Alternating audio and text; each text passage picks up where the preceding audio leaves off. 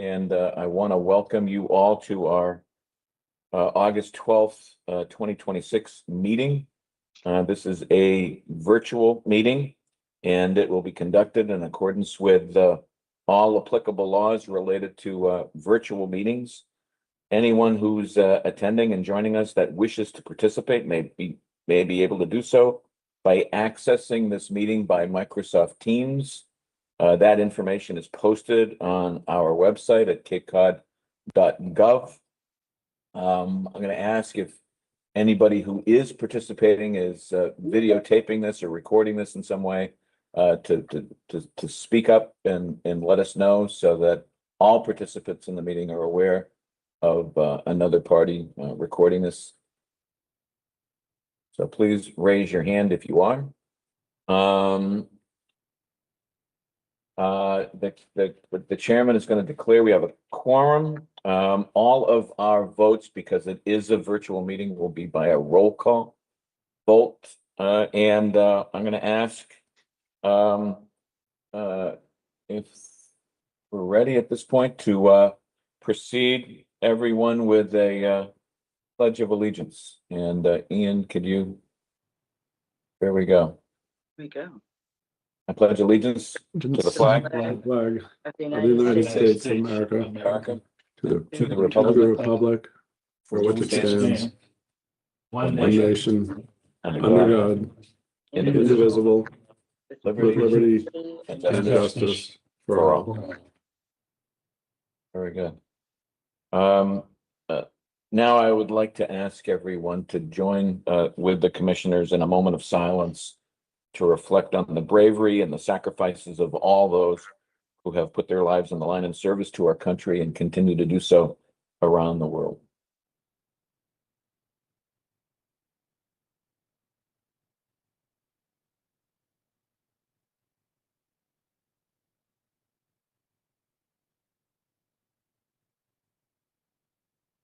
Thank you. The next item on our agenda is public comment. And so I am going to ask if there is anyone in the audience or online that would like to speak. I see we have number one. I don't see the name, but I see a phone number there, 563. Could you, can we bring that person on and ask them to identify themselves? Oh, that person is gone. Okay, the next person that is up. Hello? Oh, there they- Yes, Sorry, hi. I'm dialing in by phone. It takes that long to unmute. This is John York. I'm a resident of the town of Bourne. I'm attending this meeting with particular interest in agenda item 6E, and I would like to speak during that agenda item if that is acceptable. That would be fine, John. Thank you very much. I'll be standing by, and Yeah. when you do, when I do get to speak, it takes a while to unmute when you're dialing Okay. in by phone. That's fine. Thank you.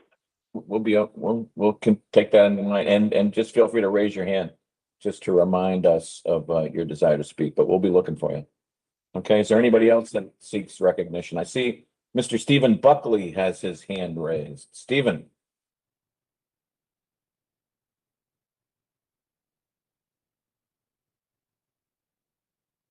Can we unmute Stephen? Ian. Okay, thank you. Yes, I am now unmuted. Yeah, we can hear you, yes, Steve. Go ahead. Okay, thank you very much. Yes, I wanted to say that the Federal Highway Administration has released its, or should I say actually, Mass DOT wrote a final environmental impact statement for the Federal Highway Administration, and it was released last Friday. And following on from a presentation in January, when I had voiced concern that the Cape Cod Commission was not planning to do its own version of an environmental impact statement, which, as you know, is called a development of regional impact. The brand new bridges that are being planned by Mass DOT and Federal Highway are certainly will have a development of regional impact. So it's what's interesting to me that they would not that there would be no county equivalent, especially when the final environmental impact statement has not changed, that still says, compared to the draft impact statement that was released last year, that they haven't changed anything with respect to how the wider, higher capacity traffic bridges will not affect economic development or environmental development or any aspect of at all, that there's no significant impact in that respect. So at that point, last January, the chair indicated that I should come back and ask to rediscuss this once the final environmental impact statement came out. And that's what I'm doing now. In fact, I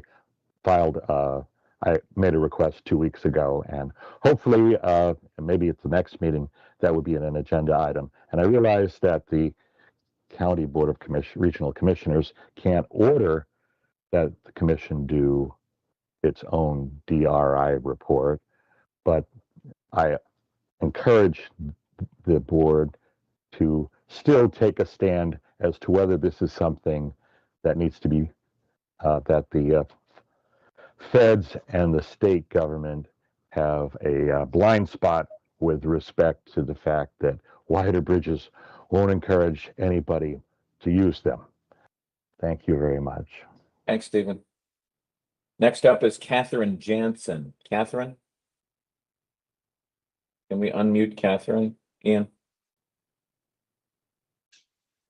Catherine, the floor is yours. You're still muted, Catherine. You got to unmute yourself.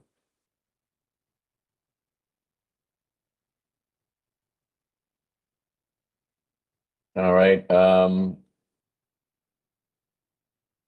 Catherine, if you can't unmute yourself, we're going to go on to Sally and then come back to you. Sally, you're up next. Can we unmute Sally?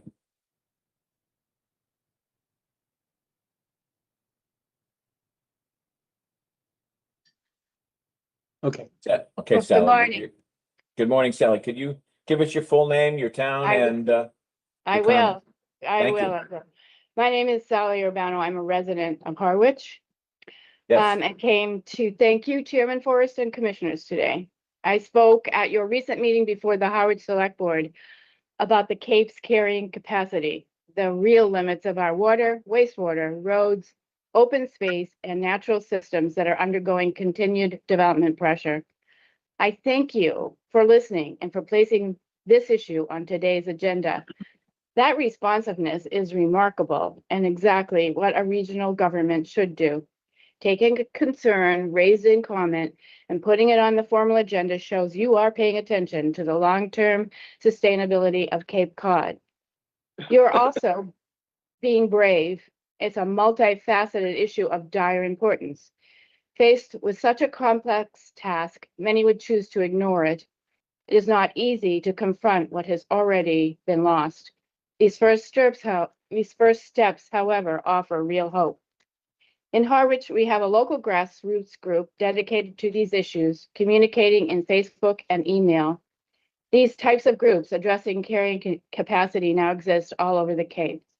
If there is any information or support our group in Harwich can offer to support you in this important endeavor, please let me know. I will email my contact information to you separately. Thank you so much for your leadership in this important role. Thank you, Sally. Thank you. Catherine Jansen. Catherine, welcome. Thank you so much. And my apologies for bobbling the unmute. I'm more of a Zoom than a Teams person. That's okay. I am simply asking to make comment on item 6E when we get to that part of the agenda. 6E And will raise is my the, hand and okay. yes. Very Thank good. you so much. You and Mr. York. Very good, Catherine. Is there anybody else that would like to speak for public comment?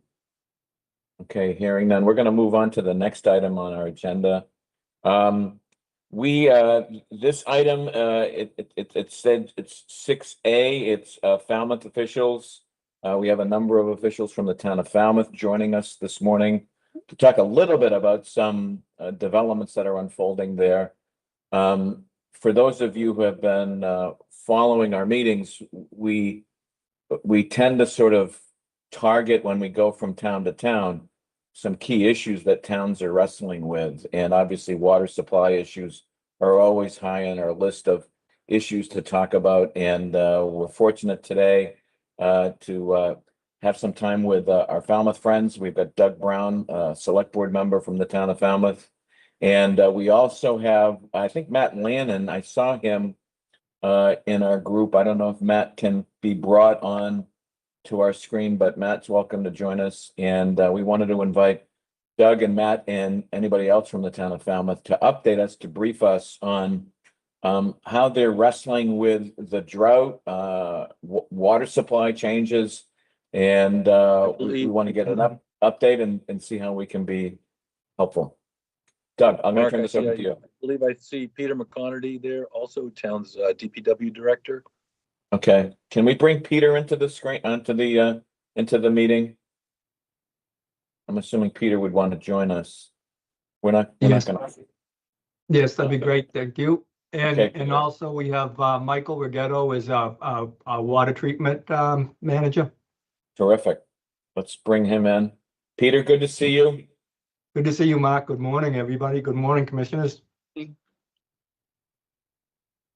Mark, if Okay. you'd like, I can just give you a quick update that our planning board last night decided to indefinitely postpone 2 articles that they were considering. One was the mixed residential commercial overlay district, which we have on our Main Street and East Main Street. It was being considered for several more areas of town to incite more robust development of housing, mixed residential use. And they also declined to put forward the duplexes by special permit. We understand the state is working on duplexes by right. We were maybe a little ahead of the curve trying to do it ourselves, but they've also declined to do that, really based on Matt's advice, because there's concerns. So I would let the professional staff go into the details of those concerns. Thanks, Doug. Do we want to turn this back over to you, Peter, or do we want to go to Matt next? I think Matt would be able to open this up. One of the Whenever toughest ready. jobs on Cape Cod is to be a water superintendent. And I know that from not having been one, but having worked with one for many, many years. So Matt, welcome. Thanks for joining us. And we're genuinely interested in knowing the challenges that our water professionals in Falmouth are wrestling with. As some of you know, I used to work for the Congressman Delahunt and Congressman Stubbs. And if there's one community that down Cape Cod has been as uniquely challenged in managing water supply issues, it's been the town of Falmouth. A lot of those challenges have been related to pollution and impacts on water supplies and wells, and having to identify and find new ones. It just seems that Falmouth has probably been the community most challenged in wrestling with this. And obviously, we've been following the recent reports, and we want to give you folks an opportunity to educate us and our county staff on the challenges that you're wrestling with. So we wanted to turn it over to you, Matt. Did you bring are we going to turn the screen over to Matt and let him walk through some of his slides? So I can share my screen. I spoke with Robin. Okay. I just wanted, before I shared it, I just wanted to give a general synopsis of, how we got to this point and, Go right ahead. why we had to speak up on it. But, working with the other departments within the DPW and town hall, the town planner and I sat down with the wastewater superintendent and basically discussed the amended articles that would impact the future demand needs of the community, and looking at all of the additional homes that would be developed based on our current amount of water that we're permitted to withdraw from Long Pond and our other additional sources. It raised some flags, and not just in providing water to the community, but also impacts on traffic, fire, police, EMS. Those are all things that we need to consider down the road as we keep building. The most important point that we can make is based on this USGS report. Our intake is only so far into Long Pond. So even though the volume of water in Long Pond is substantially deeper at certain points of the pond, we're not drawing water from that elevation. We're drawing it from we have to take into consideration the elevation where the intake is drawing in. So that's our ground zero baseline.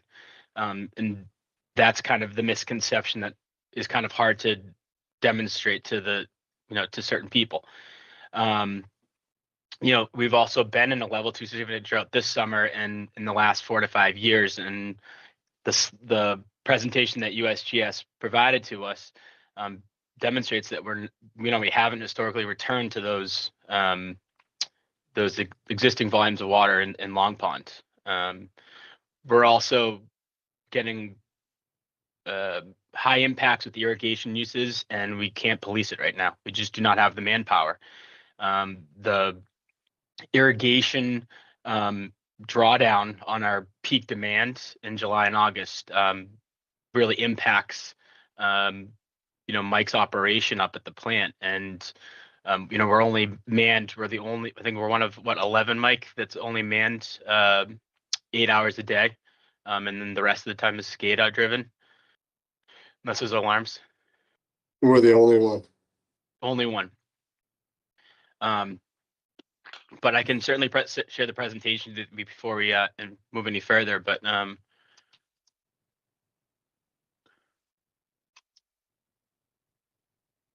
everybody see that? Yes. All right.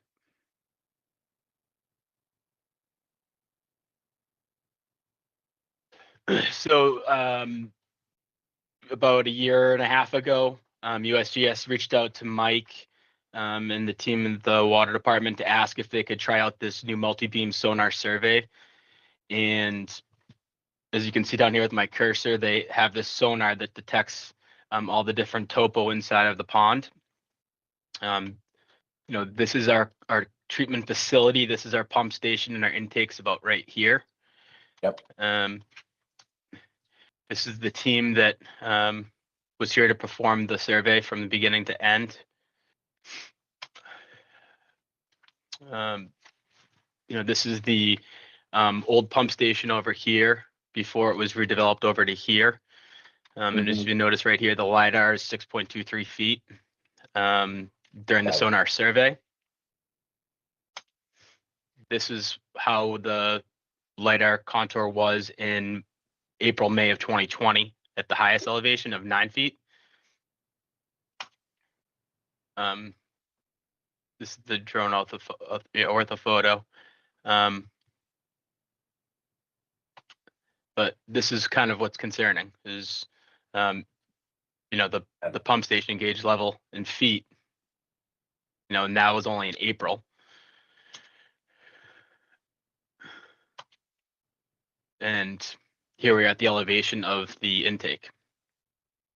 And I could certainly probably share this report. I don't know if I need to get approval from USGS on that, but.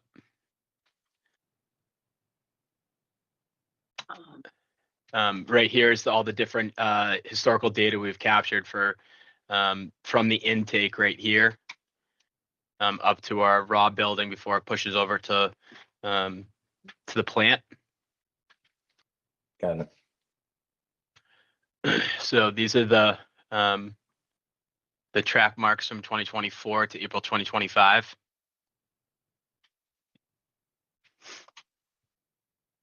These are the old intakes at the old plant.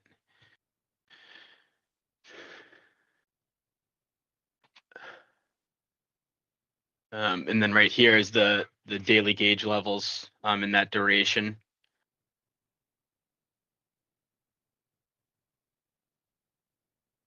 Using the sonar survey. Mm-hmm.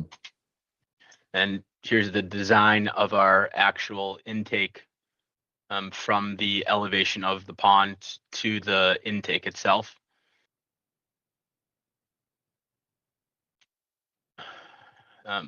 Yeah, and the minimum required submergence elevation is 1.02 feet or 4.5 feet above wet well floor.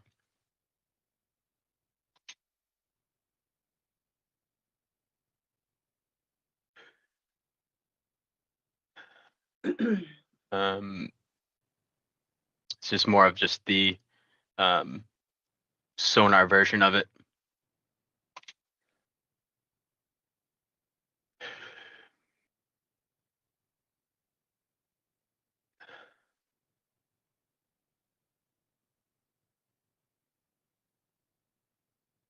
So I don't know when they'll potentially come back, but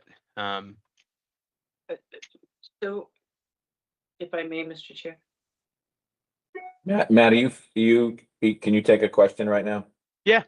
Okay, So- Commissioner Lyons. I'm looking at this and I'm assuming what I see. It's going rather fast, but for someone who's just watching this, what are we seeing and what are the indications that we've had? What is the amount of water lost, missing, not regenerated? So what was in Hang on. April going now? What was in 2004? Let's see, 2000. let me get to it. Oh, man. You know, I mean, you don't have to make a judgment on any of this, but just telling us what the changes have been and the significance. You were saying something about a well, you know, for someone like me, I kind of think I know what you're talking about, but I don't. So right here on this page, if you can still see, this is our intake. All right. This is where the actual water's pulled in from our pump into our raw building that's then pushed into our Long Pond water treatment facility. From the depth of this intake to the surface of the water is how we're taking the measurements of the volume of water we can remove out of Long Pond. Mhm. So in 2021, the difference to 2025 is roughly from 9 feet down to 6.23 feet in the difference from the top of the water elevation to the top of the intake that we draw down on the water. So we haven't gotten the recharge in Long Pond that we should be seeing annually. Right. It's staying lower because our population is higher and we have a drought. Right. Does that answer your question? Yes, exactly. Thank you. I just wanted it spit out there. Perfect. Yeah, I mean, and this wasn't my report, but I told the commission I would share this with them. So I just some of it's out of my educational experience, but for the most part, you know, this slide is very Telling. educational to understand the concept of what we're Right. trying to maintain. I keep trying to tell people I don't have that level of professional expertise either, but you can kind of just tell if you're really looking. And I think some people don't want to look, but it is pretty severe and sad and kind of scary.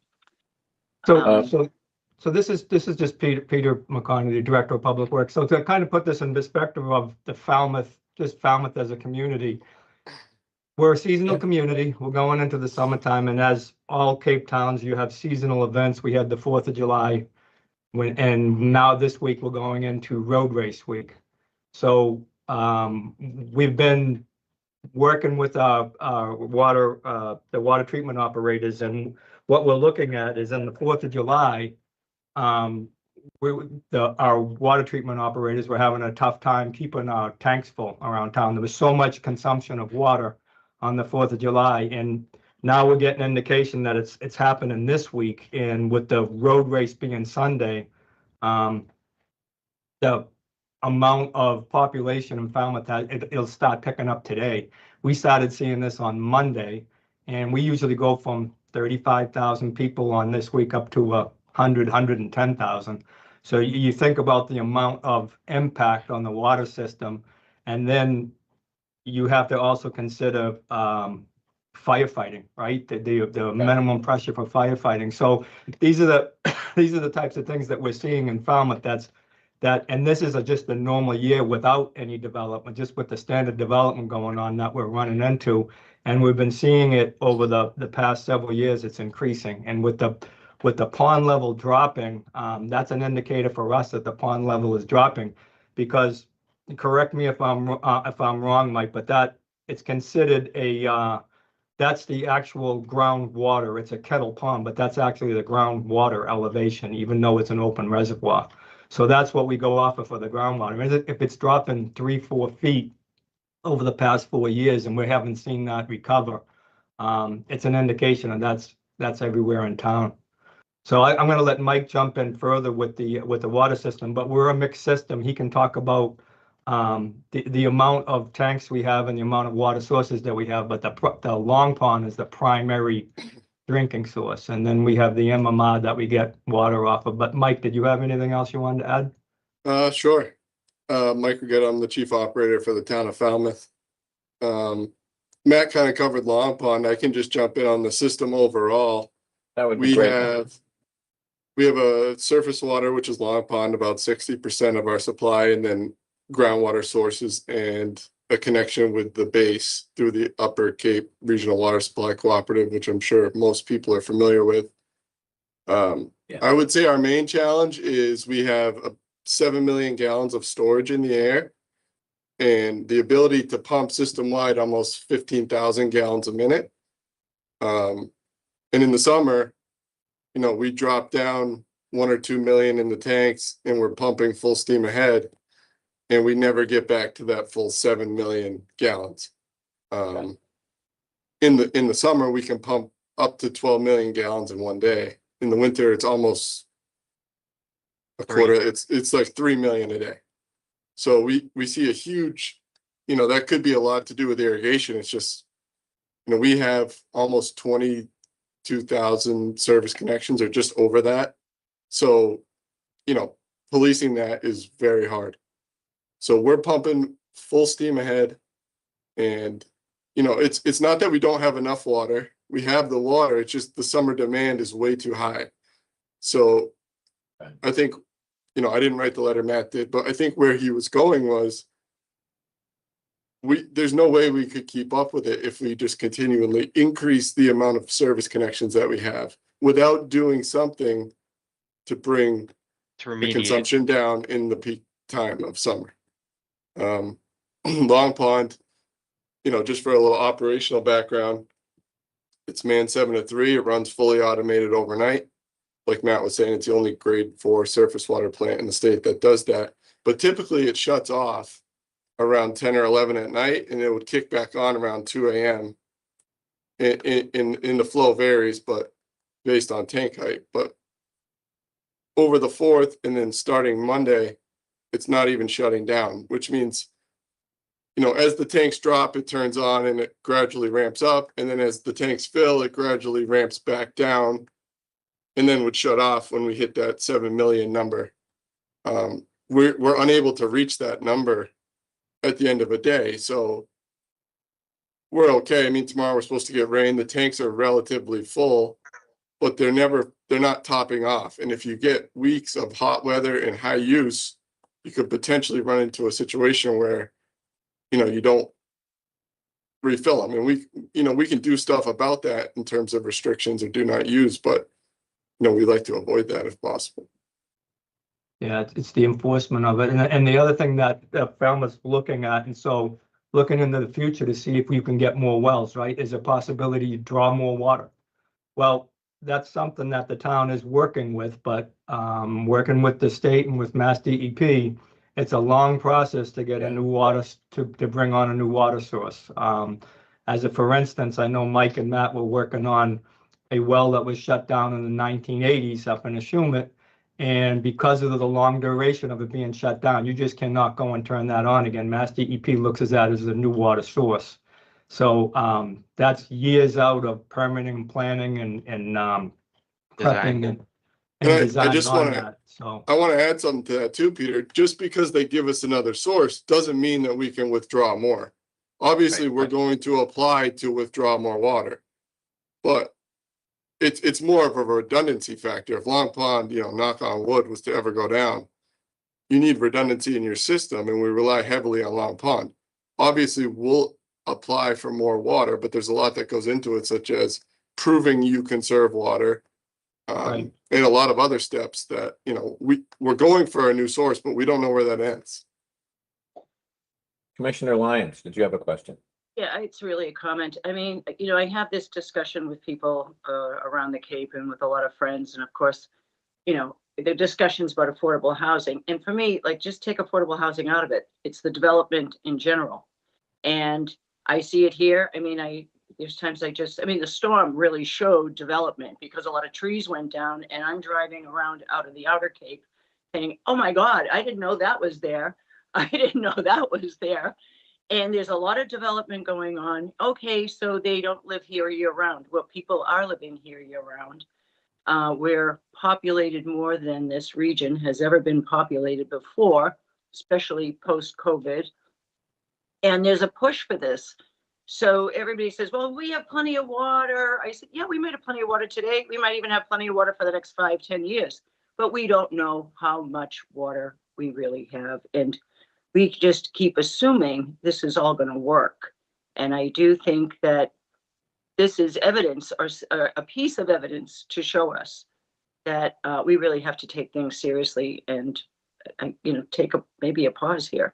But that's my comment. And I'm just happy to see, because my question today was going to be, how do we get the facts on what the water situation is? And I'm glad that USGS was here with these instruments to help guide this, give us guidance. So that's all I have to say. Thank you. And thank you for your work. Thanks, Commissioner. I'd like to go to Commissioner Bergstrom. Sheila, can you lower your hand? I just was wondering, was it still there? Thank you. Okay, Yeah. bingo. Well, you know, the issue that most of the towns face is, and it was discussed early in the introduction to this, is that we're faced with state mandates on increased density where without the ability to meet that density by extending local infrastructure. I mean, as Doug said earlier, the town is looking at whether it wants to have duplexes in other residential areas. Now, in taking that into consideration, they have to consider the water, they have to consider the roads, they have to consider other infrastructure that would be necessary to accommodate that. But apparently, the state doesn't consider those things. They just place a mandate on us to increase density in certain areas and also to include the duplexes by right. So there has to be a conversation between the legislature and the governor and the local towns here as to how much growth we can accommodate without either state assistance or without extending our infrastructure to a great expense.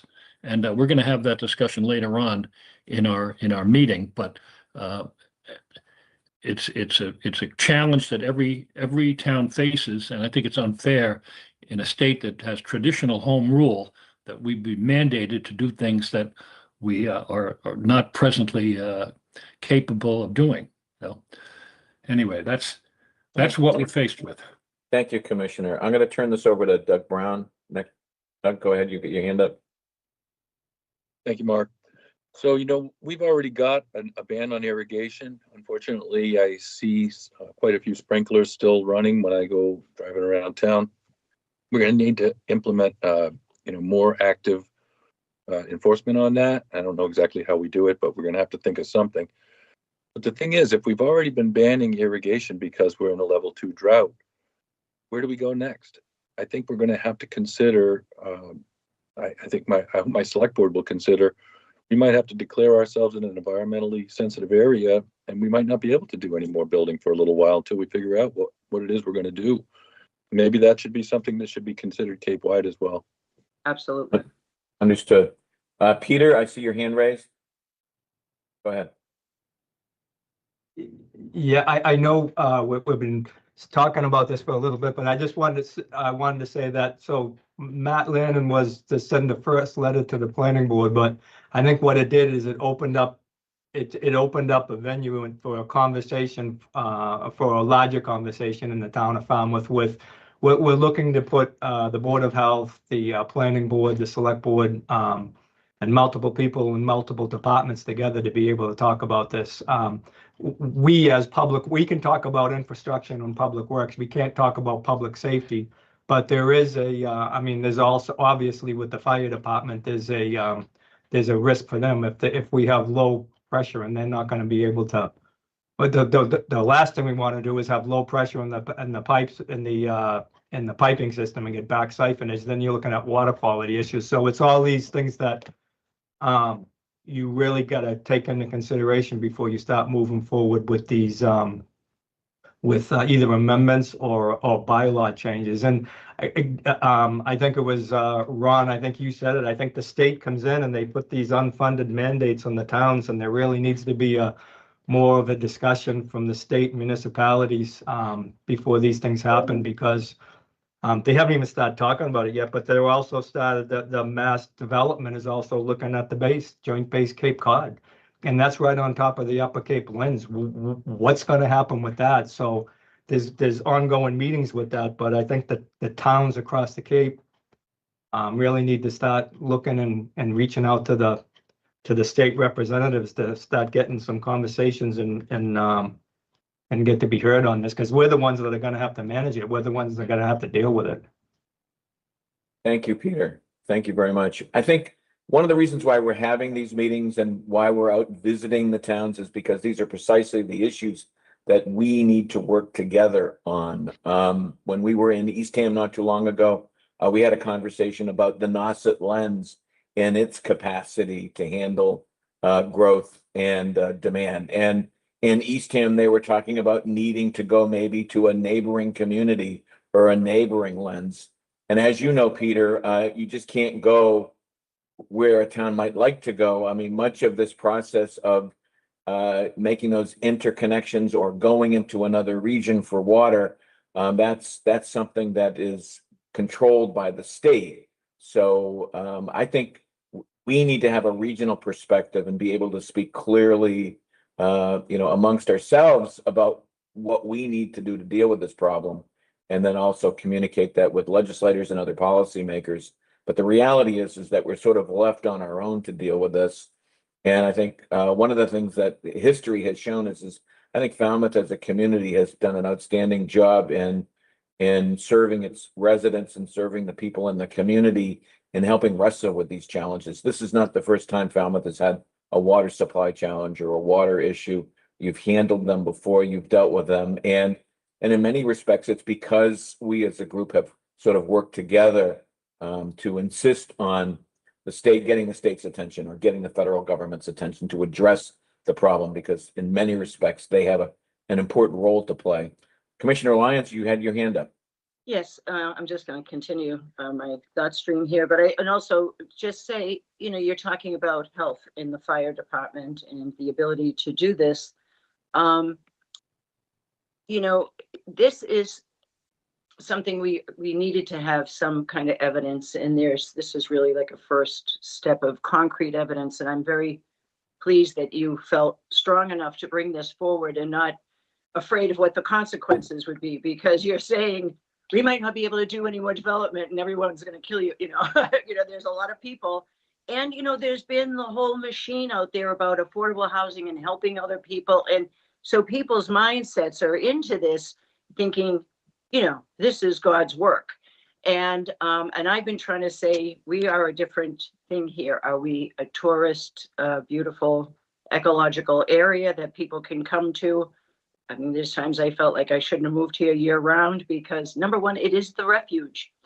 So, but Orleans is also doing water restrictions now. And I was at the hardware store and the horror stories that I was hearing amongst people as I was checking out, people going against people calling people in. It does not make for a healthy neighborhood. It does not make for healthy relations. And here we are saying, oh, this is, Shangri-La here. We live on Cape Cod. It's most beautiful. But we're setting it up that now we're going to be fighting each other over a glass of water. So this is dangerous, and we have to face it. A lot of people are going to not like it.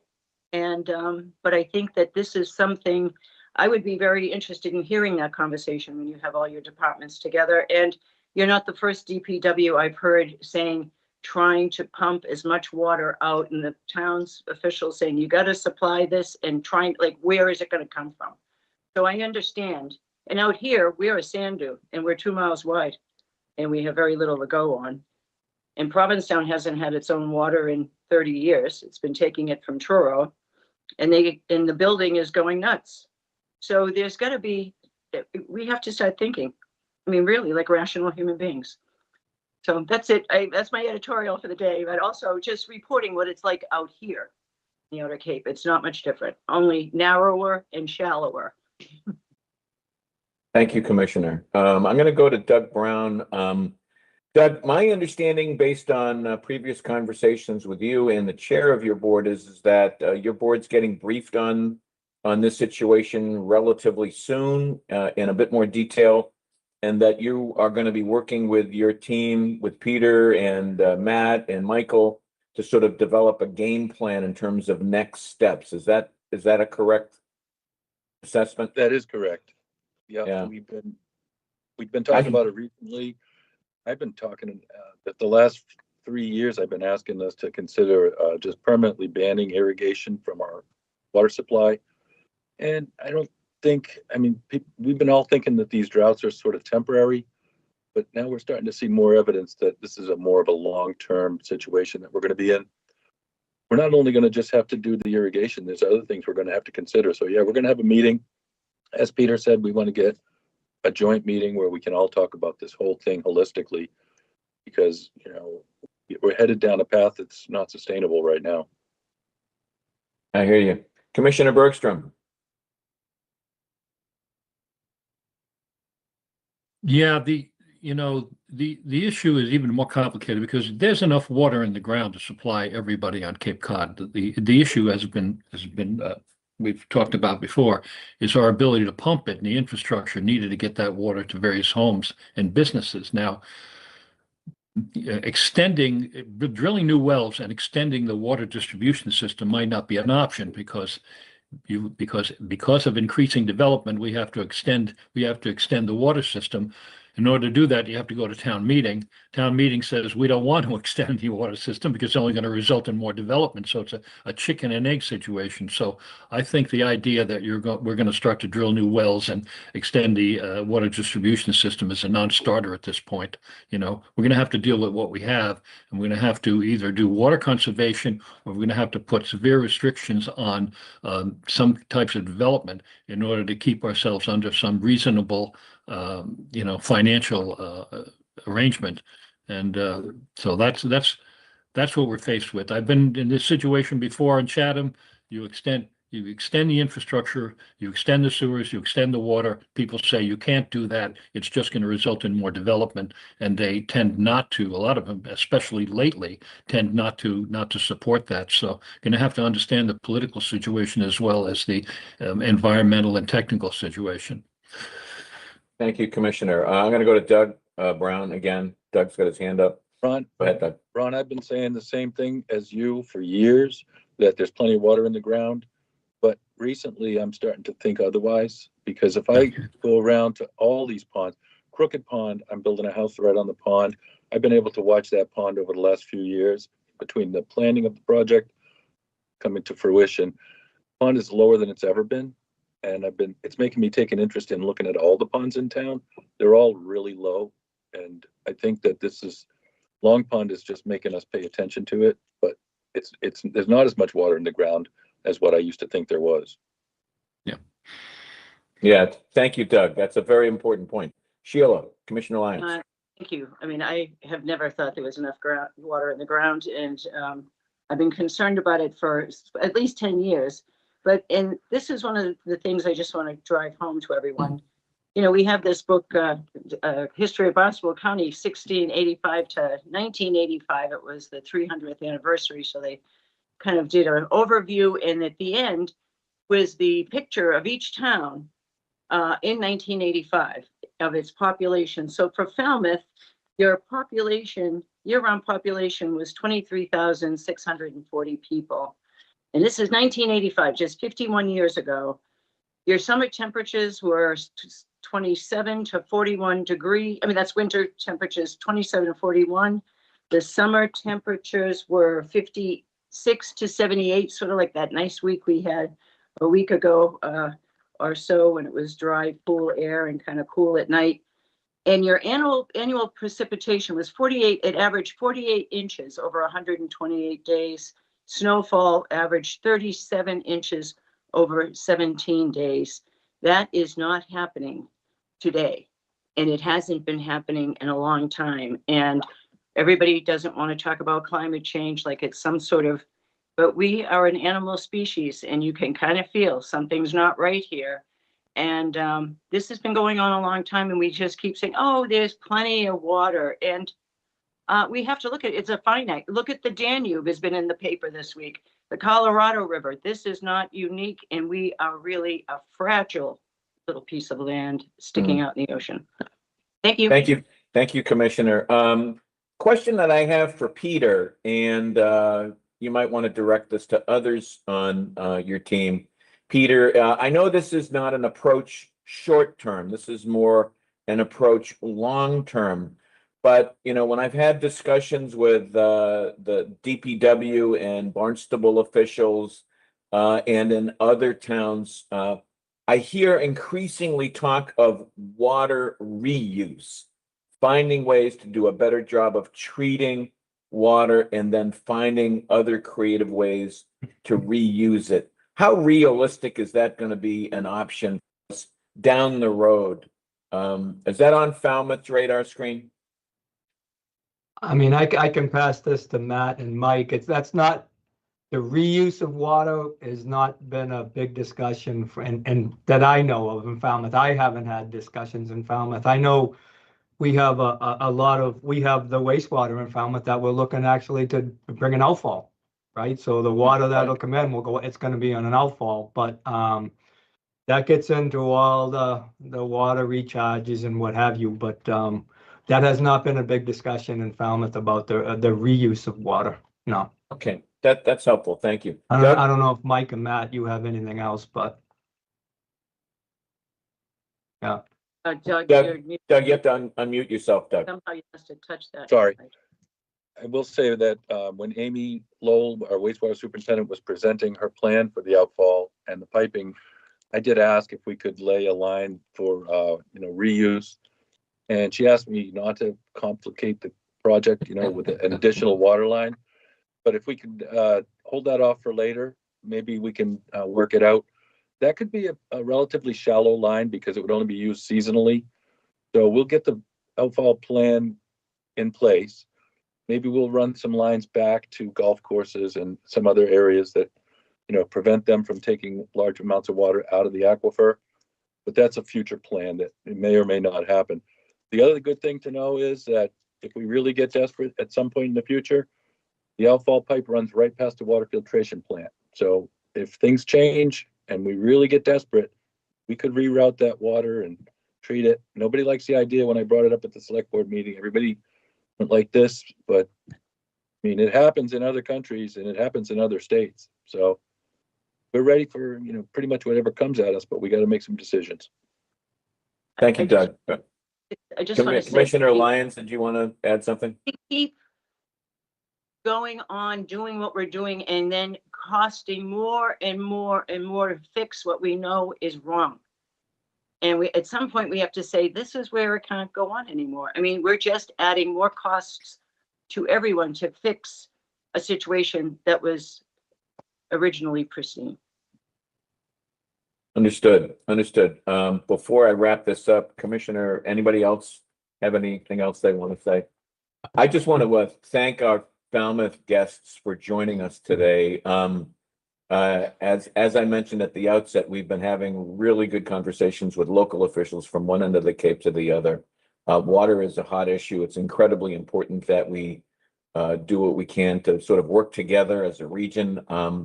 We're going to be working, obviously very interested in how Falmouth wrestles with this, and to the extent that you need assistance from the county, if you need assistance from our Clean Water Center and some of our other hydrologists and personnel, I mean, we're standing by, we're ready to work with you. But I think we're going to be genuinely interested in your recommendations on how you deal with this. It's obvious that Falmouth is not afraid to put out there on the table some very difficult decisions. And I applaud you all for that. It's very difficult for a water superintendent to step up and say, hey, we got to take a time out here and take a hard look at this. But I applaud you, Matt, and your colleagues for having the courage, to having the intestinal fortitude to sort of get out there and sort of speak the truth and lay out the gravity of the situation. So we applaud you, and like I said, we see ourselves as partners in helping address this and deal with this. We know that there are going to have to be questions answered about development and capacity and capabilities. And we know that in Falmouth, this is not an easy challenge to fix. So we want to be there working with you, Doug, and your fellow select board members. I'm incredibly impressed with the Falmouth board and how, how interested the board is in working with the DPW and the water department to sort of to come up with a game plan on this. And like I said, we want to be there with you, and we want to sort of check back in a month or two to see what your recommendations are and where you want to proceed and where we can be of some help. So thank you once again for joining us. One question, those slides that you are part of, we have those slides now, just so that we can look at them again when we have time. I think I have to put them into a zip drive. That would be great. If you could do that and send them to Robin, Matt, we would Sure. very much appreciate it. That's That'd be great. We might have to get that sign off from USGS because it's actually their proprietary. Understood. Okay, that's fine, but it should be public information. Understood. And Mark, I Understood. appreciate your comments. We hire these professionals and they're doing their job, and why wouldn't we listen to them when they speak up like this? It's important. Absolutely. And Yeah, No, we'd like to thank everyone, and we'd like to thank the commissioners for bringing us forward and let us have an opportunity to have this discussion, because I think it's not just a Falmouth issue as it's been discussed. This is everything south of the bridges. It's right down to P-Town. So You bet. This is a regional Appreciate issue. it. It's a regional problem, and it's going to require a regional approach and game plan to addressing it. Again, once again, kudos to you all for putting it out there and beginning the conversation. In Falmouth, once again, you've proven that you've been incredibly not just talented, but I think bold and sort of letting us know all the options and challenges that we have to face. So thank you for Mark, doing that. before we go, could I just ask Yep. you, if you guys would consider maybe asking I know the Cape Cod Commission is for some reason prohibited from looking at 40B development, but I think maybe we should all be sending letters to the legislature. There's a lot of problems with 40B. Falmouth Select Board is right now, I'm one of the people working on the letter to craft to the legislature and to the governor to remind them of what the actual on-the-ground impacts of 40B are. And the fact that Cape Cod Commission is prohibited from looking at those projects is just really unthinkable. So, that's the kind of regional help that I think we There you need, go. is get all together and talk about what the real. Now that issue has come up before, and Commissioner Bergstrom wants to respond because I think he's in his neck of the woods. It's been coming up quite a bit. Go ahead, Commissioner. Yeah, I agree totally with Doug. 40B, I think the time has come and gone for 40B. We have better tools right now to develop affordable housing than those large scale developments. As you know, Doug, the Martha's Vineyard Commission has recently had an adverse legal opinion that prohibited them to looking at Chapter 40B projects. And in speaking to I think it's one of their representatives, Representative Moakley, he says that if the legal case goes against them or drags out, that they might have a legislative solution to go back to the legislature and ask that their commission, the Martha's Vineyard Commission, be allowed to review 40B projects. And I think that would be the time for the Cape delegation, including the boards of selectmen and the planning boards, to go to piggyback on that legislation and say, why not include the Cape Cod Commission in that kind of legislation? Because the time, it has torn communities apart, these 40B projects. Despite the physical, consequences of these large projects, you see arguments and debates in every town, and it's not pleasant. So I think we should make a move to allow the Cape Cod Commission to review 40B projects. And I think the situation in Martha's Vineyard and the proposal to have a legislative solution for them brings up that opportunity to bring it to the legislature and have a good look at, we have one of the premier planning agencies in the country and the Cape Cod Commission. So why not give them the tools that they need to look at development all over Cape Cod and not have our towns pretty much bullied by developers who don't have to answer to anybody. So that's my little editorial statement, but I think it's important. Can I just say one thing, Doug? I appreciate you bringing this up. I think if it would be helpful in your discussion as a board, all right, if that's the sentiment of the full board, I think it's important to let us know. All right, so I think that's something that you should also put on your agenda as a board and let us know, because I think Commissioner Bergstrom's observations are incredible, right on target. I mean, the reality is that if we have a development that has a regional impact, and somehow because it's a 40B, it's a burden on the local town to evaluate the regional impacts, or they don't get looked at all. So to some degree, what's happening is these projects are not getting the kind of scrutiny they deserve. And that's why on the vineyard, the towns on the vineyard are screaming loudly and calling for the State House, the legislature, to restore and provide some certainty to that 40B review on the vineyard. So you're hitting on a hot button, a very important issue. It's come up once or twice in our town meetings. I think obviously Falmouth's position on this will be very important, and it's going to be one area where we have to speak in a very strong, unified voice here on Cape Cod. So once again, we've reached the end of this agenda item. Thank you all. Peter, Matt, Michael, Doug, thank you so much for joining us. It's been to be continued. Thank you. Thank you very Thanks for much. having Thank us. you. Appreciate it. Take care. Take care. Thank you. Okay, we'll see you guys. Okay, let's move on to the next item on our agenda, which is the Cape Cod License Plate Fund update and upcoming grant funding announcements. We have Christy Senatori joining us, or Aaron Perry joining us to give us an update. Good morning, Aaron. Good morning, Christy.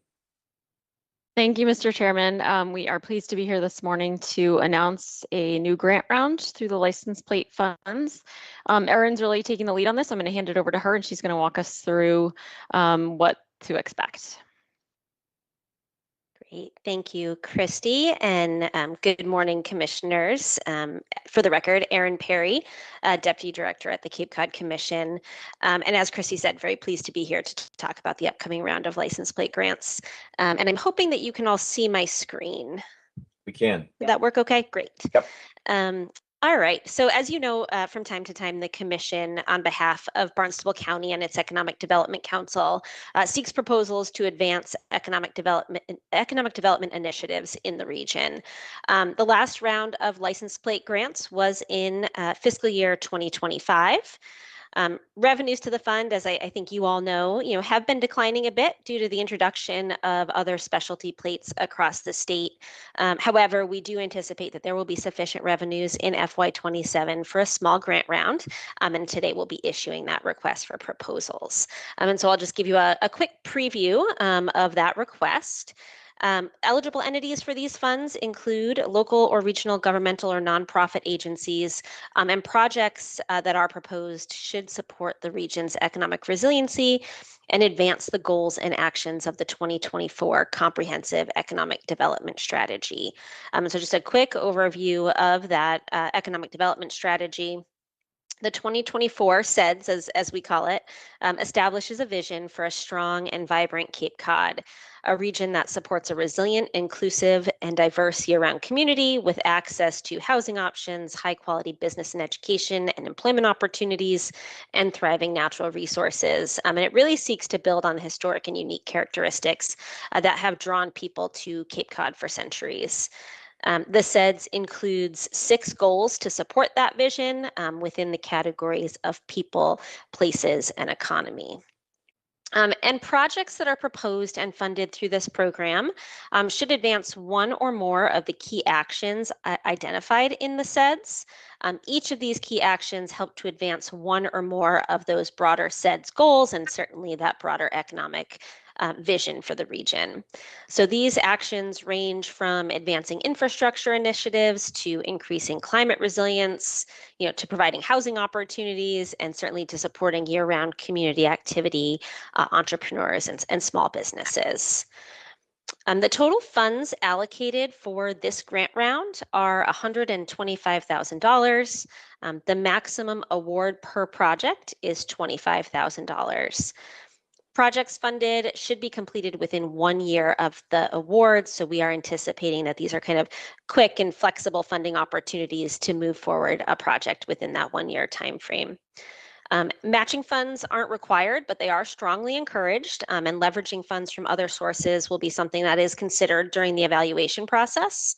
And the RFP identifies a preference for municipally supported projects that advance year-round housing opportunities, climate resiliency, and water quality initiatives.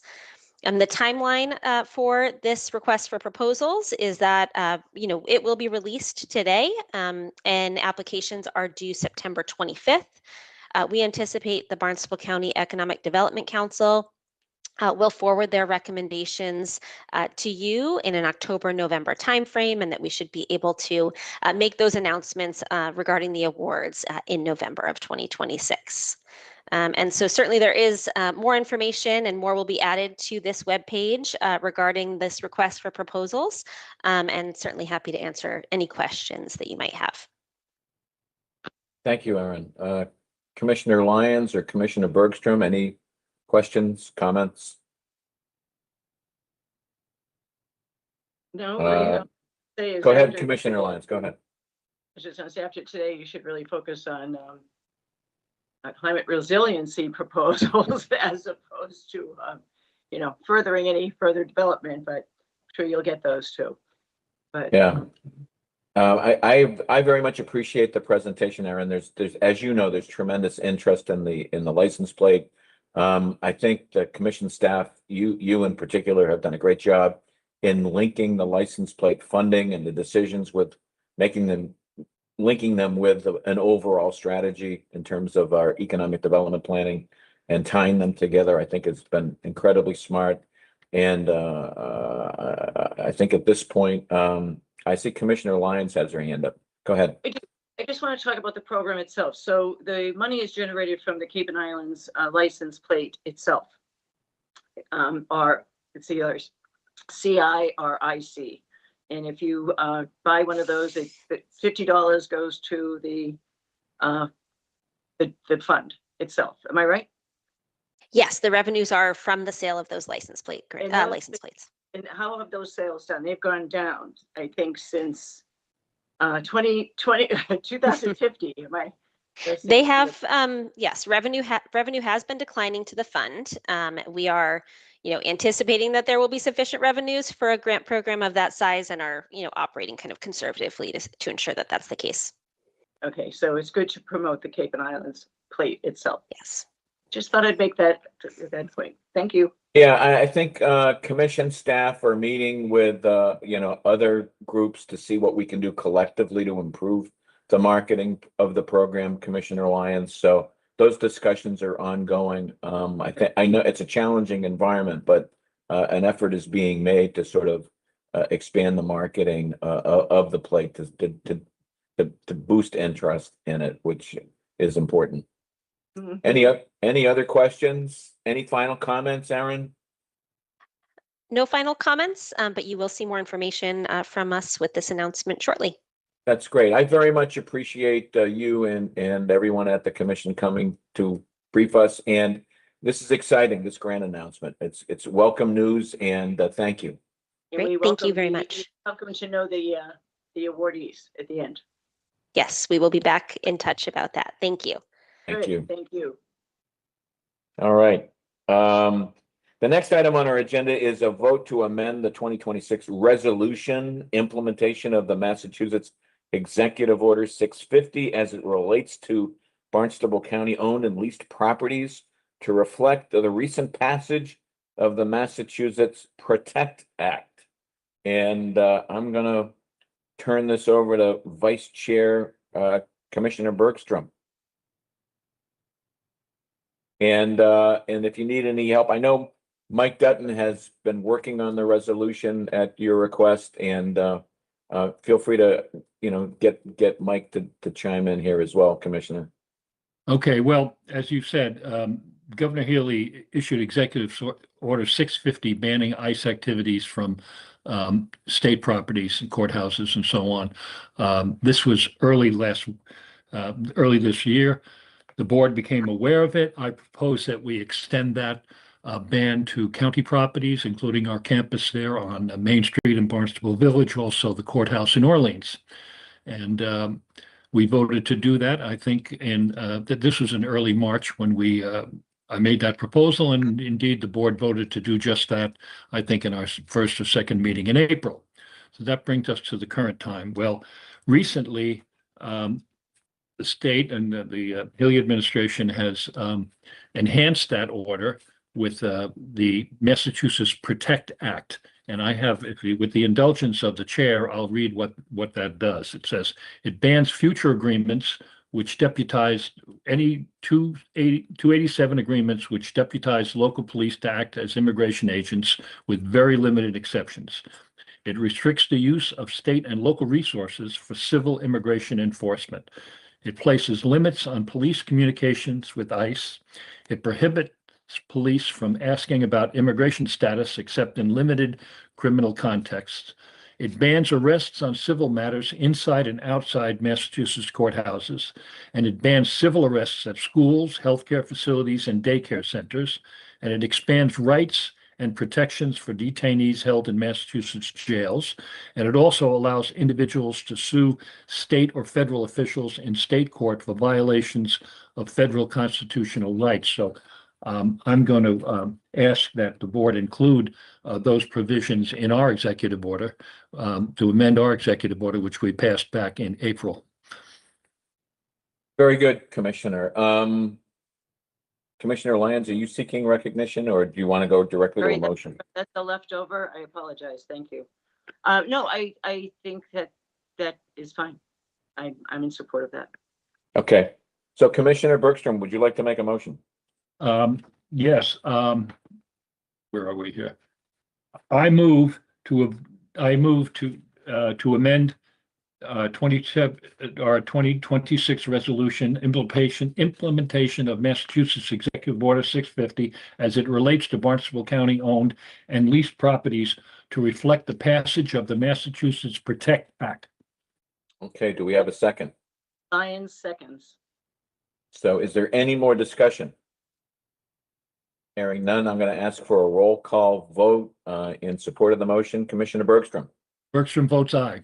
Commissioner Lyons. Votes aye. Commissioner Forrest votes aye as well. It carries unanimously. Thank you. Great. Thank you, Ron.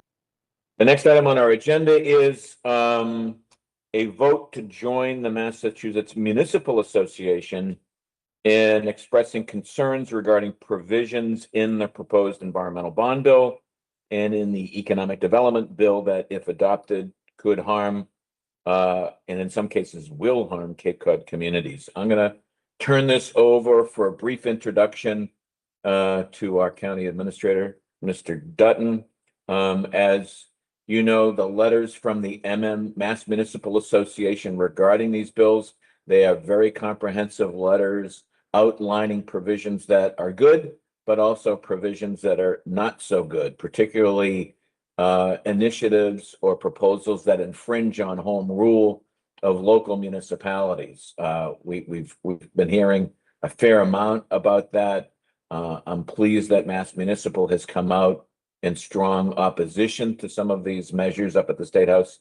And I'm going to turn this over to Michael to sort of give us the latest. Thank you, Commissioner Forrest. So let me just sort of preface by saying that the act itself, the now named READY Act, the Mass READY Act, provides a lot of things that are positive, a lot of funding that is very positive or potentially very positive for the county and for the county's operation and the county initiatives. I will point out just a couple of areas where, and it kind of alludes to what we talked about earlier, but it does, there are sections which essentially weaken local zoning, land use and environmental safeguards, and promote a preference for certain housing. Obviously, the bill outlines adoption of multifamily zoning, the adoption of provisions that eliminate parking minimums and lot size requirements. So I think that's something that the Cape towns probably feel quite strongly about as a state mandate. And essentially, some of these provisions, instead of providing an incentive to amend zoning or for towns to accommodate certain housing that seems to be preferable, what they're doing is imposing a stick and either a financial penalty or weakened zoning for local towns. So there are several. I attached a draft letter. There are several areas where we have very particular opposition, and it has to deal with wetland protections and imposed wastewater regulations.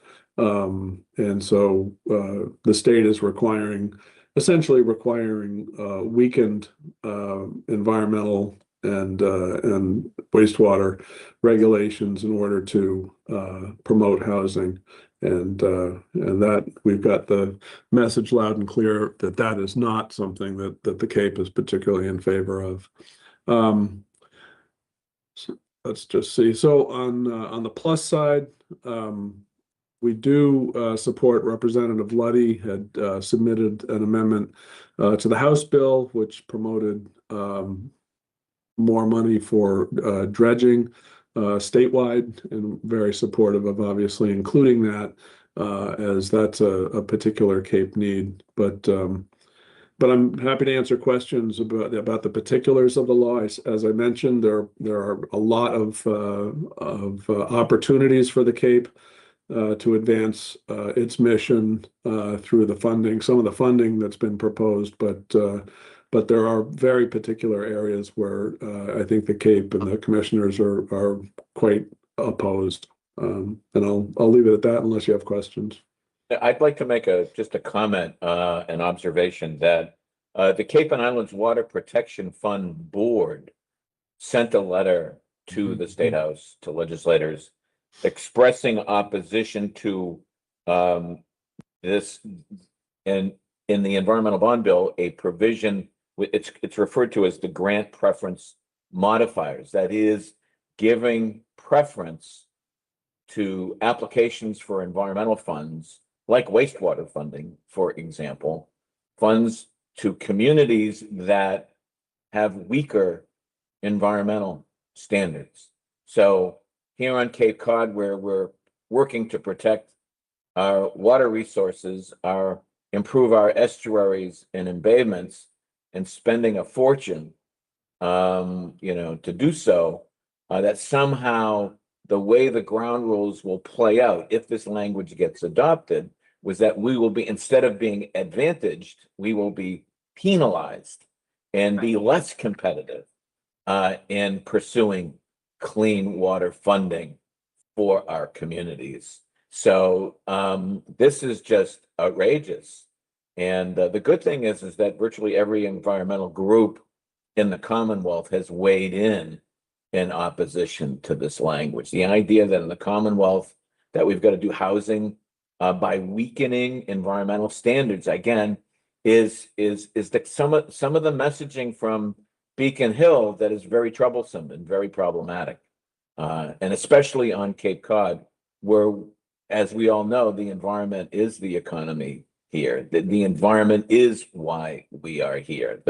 It's the health of the environment and the protection of the environment that's incredibly important here on Cape Cod. So this kind of thinking is a direct threat to the environment here. And I'm glad so many environmental groups, including the Association to Protect Cape Cod, they, among a host of others, have all weighed in very, very strongly. There's no evidence that environmental standards are impeding affordable housing developments. And given the presentation that we had in Falmouth, I mean, it's somewhat frightening to think that we got to continue to weaken standards in order to make ourselves competitive for any affordable housing funds. That's just makes no sense in a place like Cape Cod. So I feel strongly about it. I'm glad that the Cape and Islands Water Protection Fund has weighed in strongly. I'm glad other towns have weighed in. The Cape and Islands Municipal Leaders Association, they have weighed in to express concerns about this. And virtually, like I said, every environmental group in the Commonwealth, has weighed in against it. So I think it's important that we weigh in and we speak to this. And so those are my thoughts. Commissioner Bergstrom.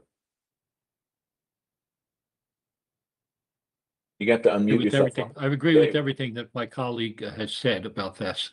But importantly is that there's nothing in the mandates that are included in this bill that the towns could not do on their own.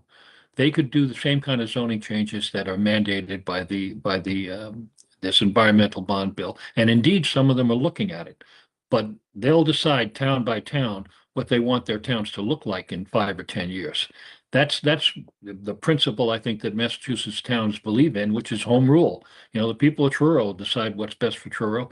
The people of Mashpee will decide what's best for Mashpee in 5 years and 10 years. And so for the state to take this absolutist position and say, you will do this and you will do that, I mean, it's basically, I don't want to say, an insult to the local communities telling us we're not doing the right thing and then we're going to take the situation out of the hand. I understand it's motivated by the absolute necessity of housing people. We need affordable housing, but it's definitely the wrong approach. And especially included in previous legislation is the right to overturn decisions by local zoning boards. So that if a developer can't beat up on the local zoning board, he can try his luck in Boston. So I definitely disagree with that, and I'm glad that the MMA has strongly weighed in on this in opposition. Thank you, Commissioner. Commissioner Lyons. Yeah, I just again, it's just I'm wondering who is advising people up at the State House and why they think this is a good idea. I really fully want to support our administration, but this is totally off kilter. And, the world does feel upside down. We're being told that don't believe your lying eyes. And it's just totally counterintuitive. And there's other ways the state could handle this. They could stop private development. If they're going to be this heavy-handed with towns, get in there and be real and do what you want and take over buildings, abandoned buildings, and figure out how to do this. There's other ways to do this other than keep building and taking away a natural state that no one will see again. And we don't know what this place looked like 100 years ago. And God help us, I'd like to think some of what we have today is available at least 50 years from now. So I think it's a good thing, and I am totally in support of signing on to our concerns and opposition to some of this language. Great. I'll take a motion. All right, I'll make the motion. I move to join that the County Commissioners join the Massachusetts Municipal Association in opposition to the provisions of the proposed environmental bond bill and economic development bill that, if adopted, would harm Cape Cod communities. Second. Okay, we have a motion and a second. Is there any more discussion? And you've seen the draft letter. I may work with the administrator to fine tune it based on today's discussion, but right. And I'll look at it more closely myself, and if I have anything to add, yeah, I will. send it forward to Michael. That'll be good. All right, so we have a motion and a second. Any more discussion? None. Roll call vote. Commissioner Bergstrom.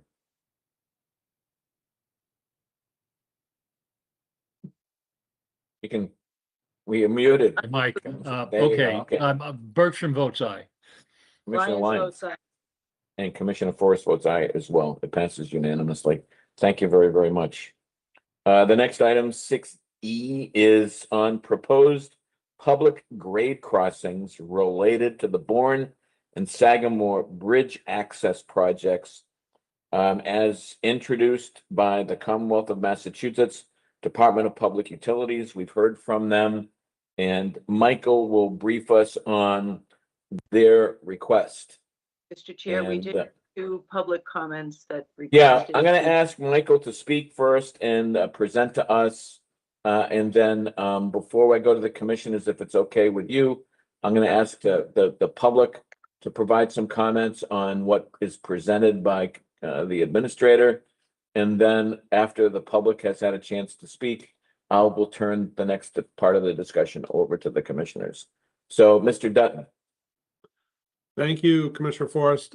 This approximately 2 weeks ago, we received correspondence from the Department of Public Utilities letting us know that the Department of Transportation and the U.S. Army Corps intend to alter 4 of the grade crossings across railroad tracks.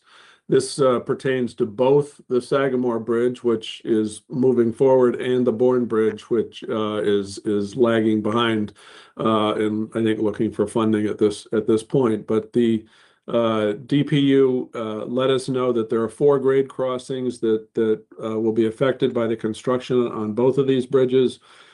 2 of them are access to private property, private crossings, and are not subject to approval by the county commissioners, but there are 2 grade crossings that are subject to approval by the county commissioners pursuant to Mass General Law, Chapter 160, Section 147.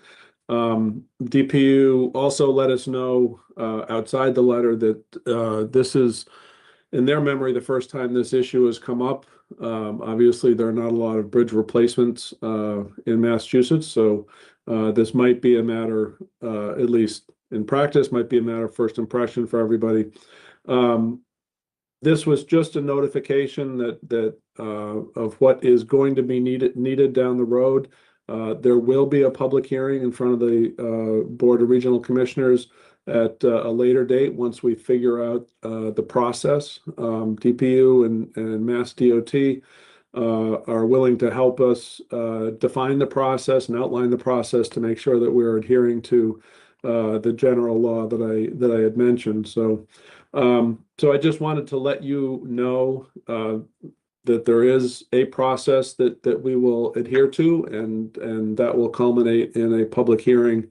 But at this point, we're not exactly sure what that process will be, but we'll keep everybody informed as we move ahead. So that's really why I wanted to put this on the agenda. I just wanted to make sure you knew that that it was simply improvements for 4 existing grade crossings that will be improved. Commissioners have purview or sign-off authority on 2 of those. And prior to that, sign-off are required to have a public hearing. But we'll get more specifics about the actual details of the process once we speak to the parties involved. Okay, that's helpful. John York was asked for recognition. I'm gonna see if we can get John. John, are you still here? Can you want to jump in on this? And then I'll go to you, Catherine. Let John chime in. Yeah, this is I'm on here as soon as you're ready for it. Okay, John. Yeah, I can hear you now. Okay, go ahead. Great. So my name is John York. I'm a resident of the town of Bourne. I've been following transportation issues around the Cape Cod Canal for 45 years. Most of that time has been about access cross the railroad tracks that these crossings involve. I'm quite glad to see that the county commissioners will be assuming their proper role in this process. I'm very concerned, however, that the process really be followed to the full extent of public participation, public input, public announcements and availability to both the general public and specifically to the officers of the town of Bourne. I note the county commissioners has occasional difficulties with open meeting law and public records law. For example, earlier in this meeting, you had some question as to how you could obtain a copy of a presentation that was presented at this meeting. And I would refer you to Public Records Law, Chapter 66, Section 6A, Paragraph 4, which says quite clearly that the presenters of digitally recorded information at a public meeting shall provide at the time of presentation to the public body a digital copy of that presentation. So that would apply to the discussion you had earlier in this meeting. And I hope your records access officer of the county, whose duty it is to educate county officers of the requirements of the open meeting law, not open meeting law, public records law, will instruct you and ensure that you instruct your presenters, even from other state or federal agencies, of that requirement. That's very important. So that's just one example, but another example is that the dial-in number I'm using wasn't posted on the agenda for this meeting as is required by state law. And so I'm hoping in this process that you understand the full responsibility of your position in conducting these public hearings, and you conduct them according to all appropriate statute.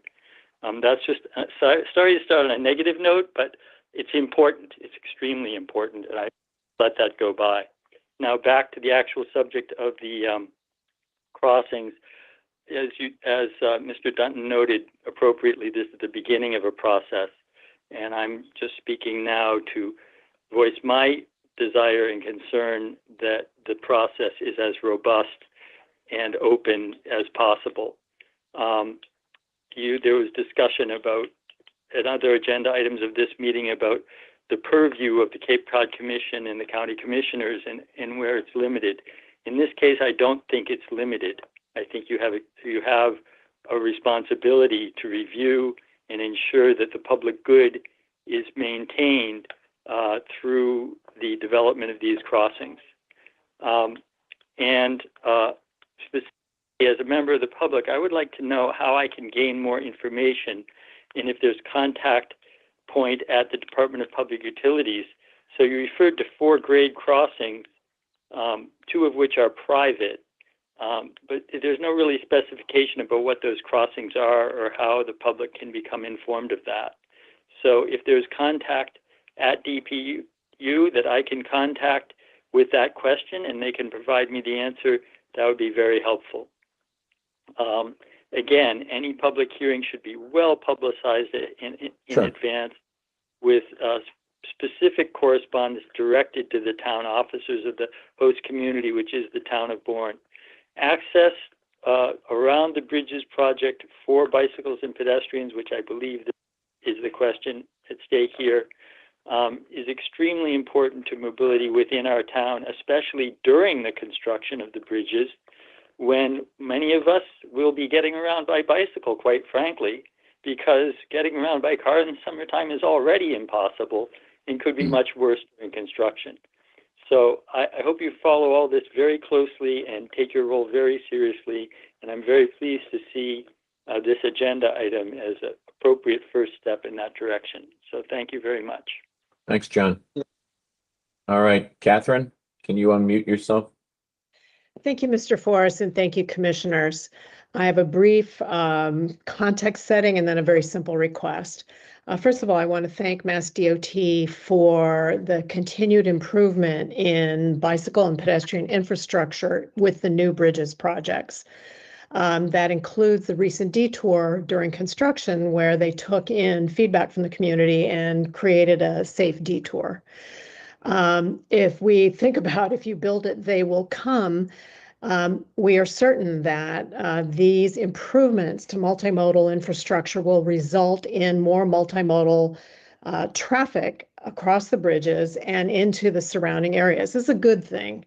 It's good in many different ways. What I am asking simply is that we have a public hearing on these public grade crossings that includes in-person and remote access, that is recorded, and that the Bridges team is a part of that presentation. We want to make sure that the good work continues on and that different departments of the same organization are speaking to each other. Thank you very much. Catherine, thank you. Is there anybody else that would like to speak to this topic? Okay, I don't see anybody else.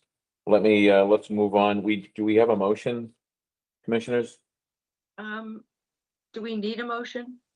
We do. As saying, okay. I have to look at our.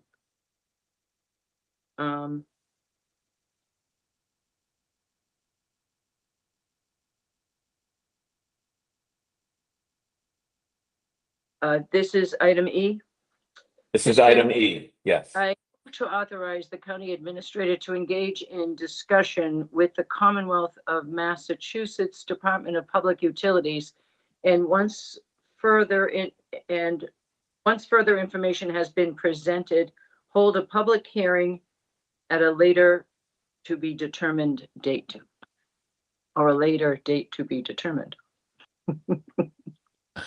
Yeah, and let's just also reassure the those that have spoken publicly that clearly we support the idea of in-person hearings and with robust invitation and participation with Bourne residents, Bourne officials, and Mass DOT. I think that's a fairly safe.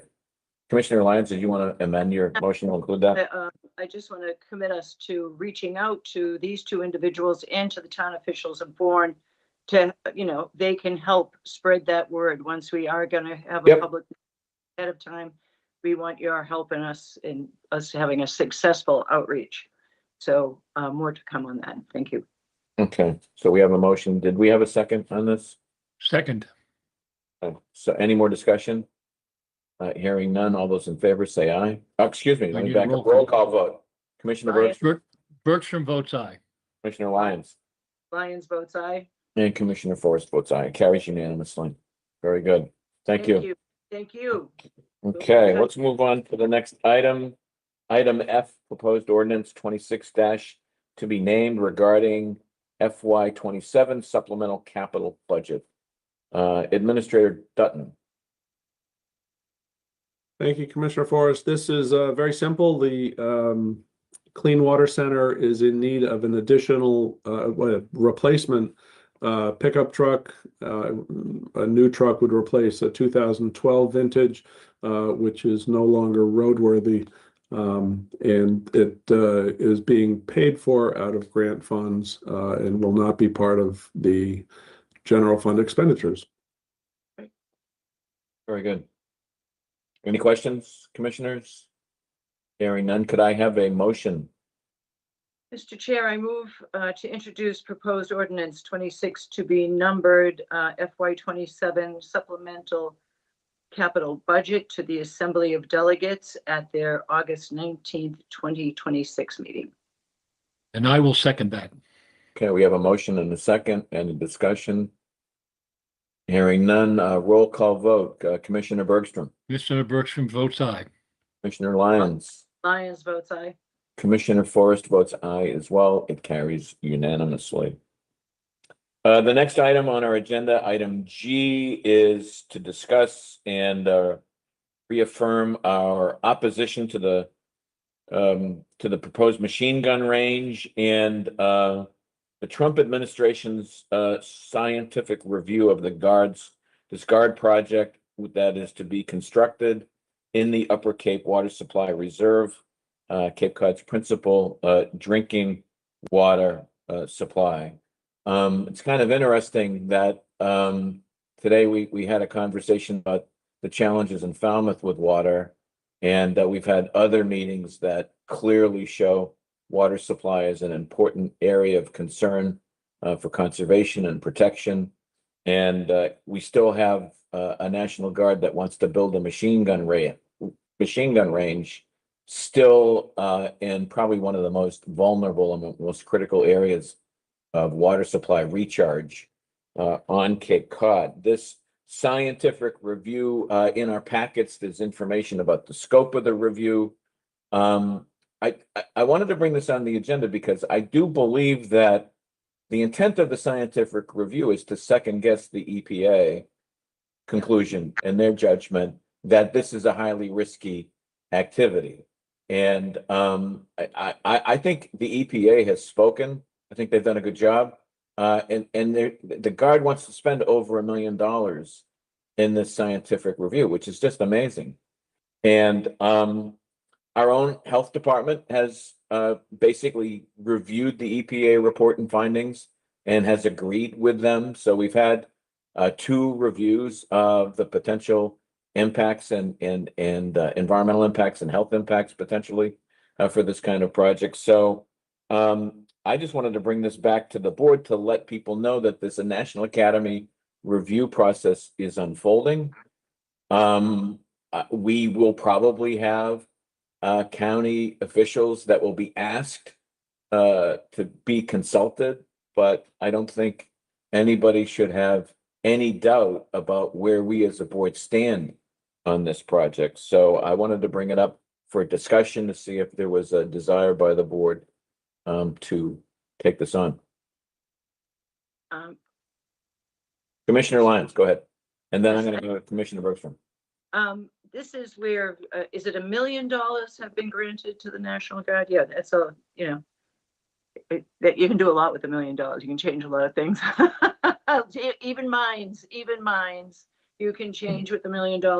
So no, this is, I think that people on this, in this region have spoken clear on this, and I don't appreciate them coming in trying to, as I say, use that money to change people's minds to what is not in their best interest. Thank you. Commissioner Bergstrom. Yeah, first of all, the United States needs a military. Those militaries need training. They need training on the weapons that they use. However, as you said, Mr. Chairman, this is not the place for a machine gun range. And as far as the $1 million go, if history is any judge, any investigation, research done by the current administration is simply going to result in a predetermined result that's favored by the administration. It's not going to be very objective. So I think it's a waste of $1 million. And I think that the EPA has spoken. I think the people of the Cape have spoken. I don't know why they want to go down this road. Well, actually, I do know why they want to go down this road, but we don't have to support it. So. Yeah, would you like to make a motion, Commissioner? Yeah, I move that the board oppose the Trump administration's quote scientific review unquote of the National Guard's proposed machine gun range on the Upper Cape Water Supply Reserve, the Cape Cod's principal source of drinking water. Thank you. Do I have a second on that? Second. So we have a motion and a second. Is there any more discussion on this motion? Hearing none, roll call vote. Commissioner Bergstrom. Commissioner Bergstrom votes aye. Commissioner Lyons. Lyons votes aye. And Commissioner Forrest votes aye as well. It carries unanimously. Very good. And the last item under general business is a discussion of the Cape's carrying capacity, the region's water supply in the Monomoy lens. I wanted to basically give us a chance to talk a little bit about and reflect on some of the comments that were made at the Harwich meeting. And I just wanted to put this on the table for discussion. It may be, I honestly believe that these are issues that are going to continue to come up and that we need to work on. And I just wanted to get a sense if there are any particular aspects of what we've heard that that we'd like to discuss. So I'm just going to put this out there for discussion. And Commissioner Lyons. The word carrying capacity is our new word of, do we have enough water resource to manage increased population, increased development, and be able to have a happy, healthy place here. It is being talked about everywhere, and what you don't see, you can say is there. What you don't see, you can say isn't there. So I'm very happy that USGA came forward with this study, sort of like a trial study of their equipment in Falmouth. I would like to, I'm not sure where their money is and their ability, but, that would be helpful in several, maybe Mid-Cape and Outer Cape as well, just to have an overall picture. But I do think that we can see what is happening. Climate change is not a hoax. Climate change is real, and it is here. We are living in it. It's not something that's coming. And we have to be honest and realistic about that. And actually, we all might have to make some changes in our lifestyles in accordance, not just say no to this and no to that. So this is a real wake-up call for us here. It is happening across the world, as we can see. Water is a finite resource, and we have to treat it as precious as it is.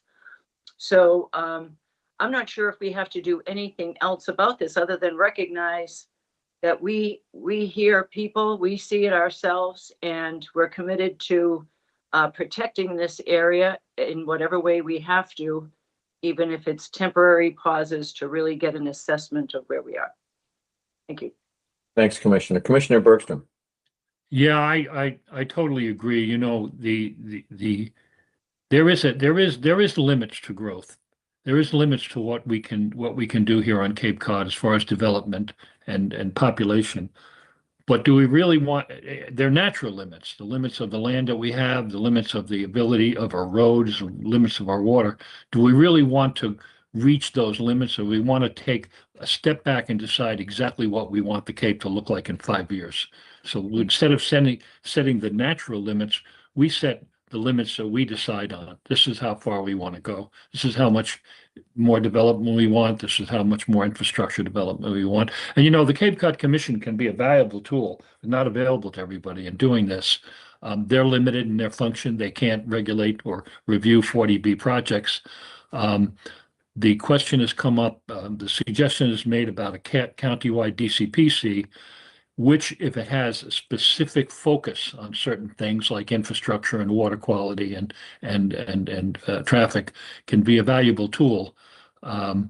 It's sort of the nuclear option, but the commission has issued advisories and studies on various subjects that we're faced with: wastewater, drinking water, traffic, development, and I think that they can be. I don't want to put too much on them, but they're the obvious ones to look at this, to understand what their limitations are, to understand what we have to do as public officials. But I think it can be done. And I think that the study by the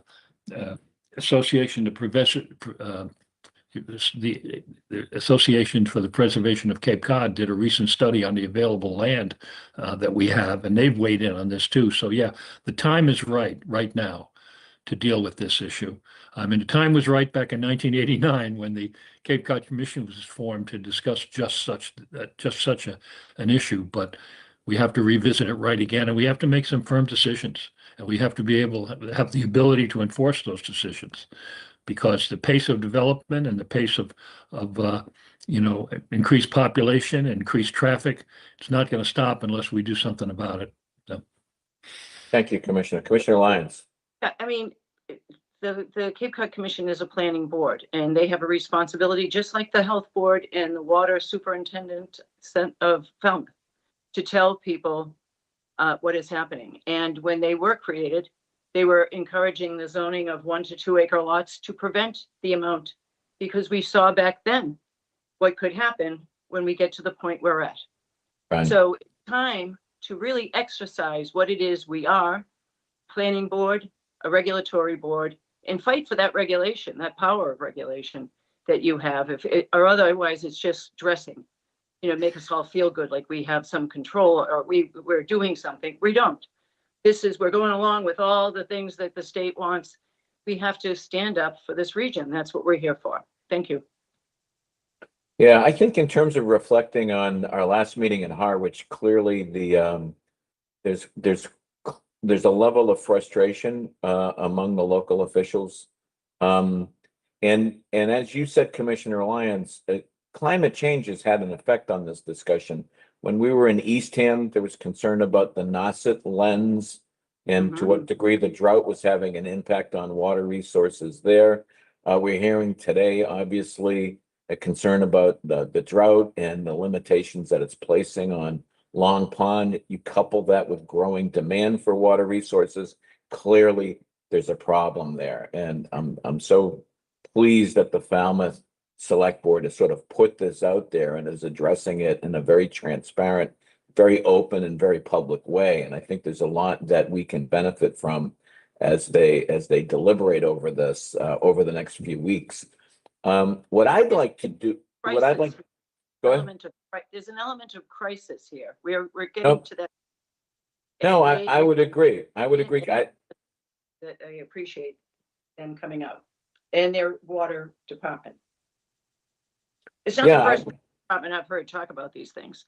People who work at water departments. I give Falmouth credit for speaking out loud. I agree. The question for us is, okay, Commissioner Bergstrom, go ahead. I just want to say that, any suggestion that the Cape Cod Commission has been remiss in its responsibilities to control development, I think is misguided. They're working with the tools that they have. What they need is support from us to go even further than that and to propose regulations and even legislation that can give them even more power, as we discussed earlier in our meeting.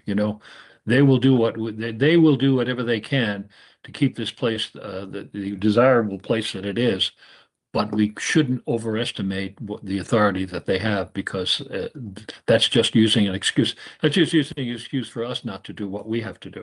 Okay. Understood. I can recall in the late 1980s when similar issues were being expressed. And then a former Senator, Paul Tsongas, basically put in a report to the governor that there should be a building moratorium on Cape Cod, and at least for a couple of years, while a game plan is developed to address it. And that stirred up like a hornet's nest of activity. And then within a few weeks, the Boston Globe did a poll to ask Cape residents what they thought of Paul Tsongas's suggestion. And people were stunned to see that 76% of the people supported the idea of a pause on building and development on Cape Cod until these issues can be addressed. And the point back then was there were real concern about carrying capacity as well, that the Cape was developing in a pattern that would have an adverse impact on the environment and all of the other sort of infrastructure components. And clearly, I think we all agree that carrying capacity has been exceeded in some areas, particularly as it relates to nutrient loading and our coastal resources and the health of our water resources. Clearly, our embayments are stressed and impaired significantly. Our ponds are increasingly impaired. And the fact of the matter is that the Cape Cod Commission has played a very active role in finding ways to address the impairments, to provide guidance and support to our towns to deal with these. So we're sort of in the middle of this today. And by the way, the response to the building moratorium outcry was this huge public support for creating the Cape Cod Commission Act. so that we could deal with these issues and respond to them. So, when we talk about carrying capacity, I'm of the opinion that we've exceeded it in a number of areas, and we're still sort of challenged in terms of addressing a whole variety of areas. And now what we're hearing in Falmouth and elsewhere is this added concern about water supply and water resources relating to drinking water, which only accelerates and creates a sense of urgency. I thought the discussion with Falmouth was sort of instructive. I do think there's some value in introducing these topics at our future meetings. We've got, at least a handful more meetings before we complete our sweep of meetings on Cape Cod. So I know we're meeting in Truro. I think we should talk about this in Truro, get the input from the select board there. Jeff Handler, the member of the select board in Harwich, was urging us to sort of help facilitate a dialogue. His call was to facilitate a dialogue with the towns. And I think we can do that as we move forward in our future meetings. We should put these questions squarely on the agenda in our meeting in Truro and on our meetings in the other towns. I think I would like to see us do that and ask them to comment, ask them to be engaged. Do they see a need to address 40B? What other areas would they like to see the county address and working with the towns? Commissioner Lyons. Provincetown did have a moratorium on building in the 70s. I hear that a lot from people who have lived there from the 60s or early 70s. And it was because they recognized they were out of water. And they no longer had the capacity to build more until they went and started taking Truro. And if you go down to Provincetown now, I mean, the building is, going crazy, where Truro is the one that's doing this. So you may want to even include Provincetown in that. I mean, we are going to have to go to the Provincetown. Provincetown, we haven't been there. Yeah, we haven't been there. No, but I would put this on the list of every town we have to go to, including Absolutely. Provincetown. I mean, Yeah, we have to come to realize that we have to have a moment of coming to Jesus here and seeing the truth. And I'm sorry, this is painful for in a lot of ways, because you want to keep thinking you can do whatever you want, because that's the way we are. But sometimes we can't. And so you agree with that idea that we need to make this front and totally, center in yeah. our meetings? It should be the Okay. first thing on the agenda, and make sure they have the staff there to address these questions. Sure. Commissioner Bergstrom. Yeah, not only I think should we do this, but if we are to propose any kind of building moratorium or even kind of extensive restrictions on development all over the Cape, we're going to need the support of just about everyone, because it's really the nuclear option. I mean, we all can point to projects we don't like, big 200, 300 unit projects. But a building moratorium would stop just about everything that goes on. Even smaller projects, we might favor affordable housing projects and so on. So if we were to go down this road, I'm not suggesting that we will, but if we are, we're going to need almost universal support from all the civic leaders on Cape Cod, the planning board, zoning boards, and the boards of selectmen and town councilors. I think it's achievable. I think if we, at this point in time, we can probably get that kind of unanimity of support, but it's going to take political and take a lot of political will to do that. So, well, the Howard Select Board suggested that we reach out to the other towns. Like I said, I think I think there's a consensus here with us that we continue to put the issues that we talked about today front and center in our future meetings, and then later on this fall. We regroup with our staff, our team, and go over some potential approaches and next steps that go above and beyond some of the things that are already under discussion and under consideration. So I think it's clearly it's important to elevate this whole topic. I know sometimes it can get controversial to talk about 40B, but the way I look at it is I think there's widespread agreement that 40B is not working on Cape Cod. 40B projects, particularly if they have a regional impact, they escape the kind of detailed scrutiny. Now, one has to ask the question, is the current level of scrutiny, you know, where is it deficient?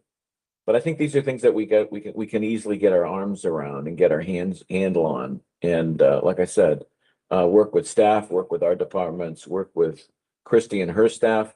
I mean, let's face it, we have this clean water center that we've created. I think in many respects, they can play a very useful role as well in terms of helping us address questions of carrying capacity as it relates to water supply. So I think this is all incredibly important. We do have, the people look to the county for protecting public health and protecting the environment. That's fundamentally, and what we're hearing in these meetings is a real concern. And I think what we need to do is to make sure that we get feedback from all corners of the Cape. And then we basically come up with a game plan on how to address all of it. Commissioner Lyons? I was going to save this for commissioners' reports, but this past Sunday, I was on Pat Dismara's show on WXTK, and this question came up. And it was proposed by the interviewer, don't you think we're hitting a tipping point and we need to do a pause? So I'm just relating that. It's not just the municipalities that are seeing this. So I think that's the question. I think what you heard in Harwich and you're hearing in other places is I think a concern that we have, or we are. I'm hearing it Yeah. from WXTK Yeah. radio. Yeah. as well. So no, I think what we need to do is we need to work with our team and our staff to sort of come up with a broad. People are asking us this question. We need to be able to provide a very cogent, coherent, and very strong response. I think that's all. Have our delegation. Yes, we do. And tell We do. us their thoughts on this, because in some ways they're ones that are helping promote this whole Seasonal Communities Act. So that once we have all our facts in our hands, we can have that conversation.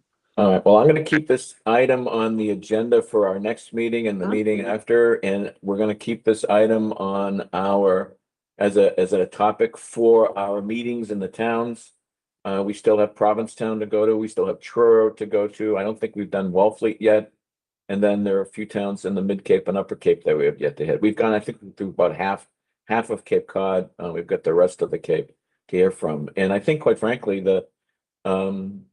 this can be incredibly helpful and enlightening, and there may be some things we haven't heard yet that relate to this topic that we might hear from. So we can certainly do that. I'm willing and interested in any other thoughts and suggestions from the board. But like I said, I wanted to just bring this up for conversation because I thought the Harwich meeting was terrific. That feedback was excellent, and I applaud the citizens that came, as well as the town officials that were very outspoken. And I honestly believe that the Cape is the strongest when we're unified and we speak loudly and clearly with one voice, whether it's to Beacon Hill, Capitol Hill, you name it. And you can clearly see this beginning to emerge as an important issue for us to take a leadership role on. So I'm there. Michael Dutton, did you have anything that you wanted to add to this? I think, we've had some conversations internally about keeping this front and center.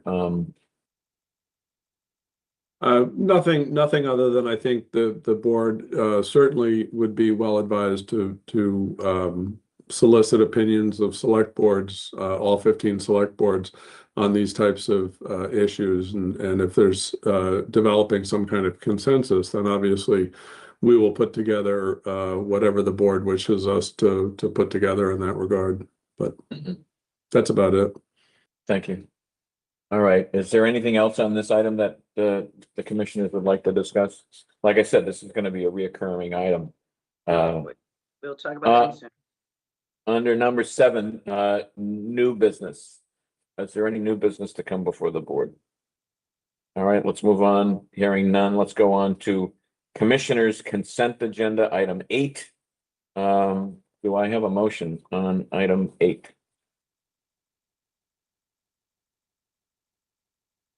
I don't have my, wait a minute, John, electronics, so they shut off. Commissioner Bergstrom, you're muted.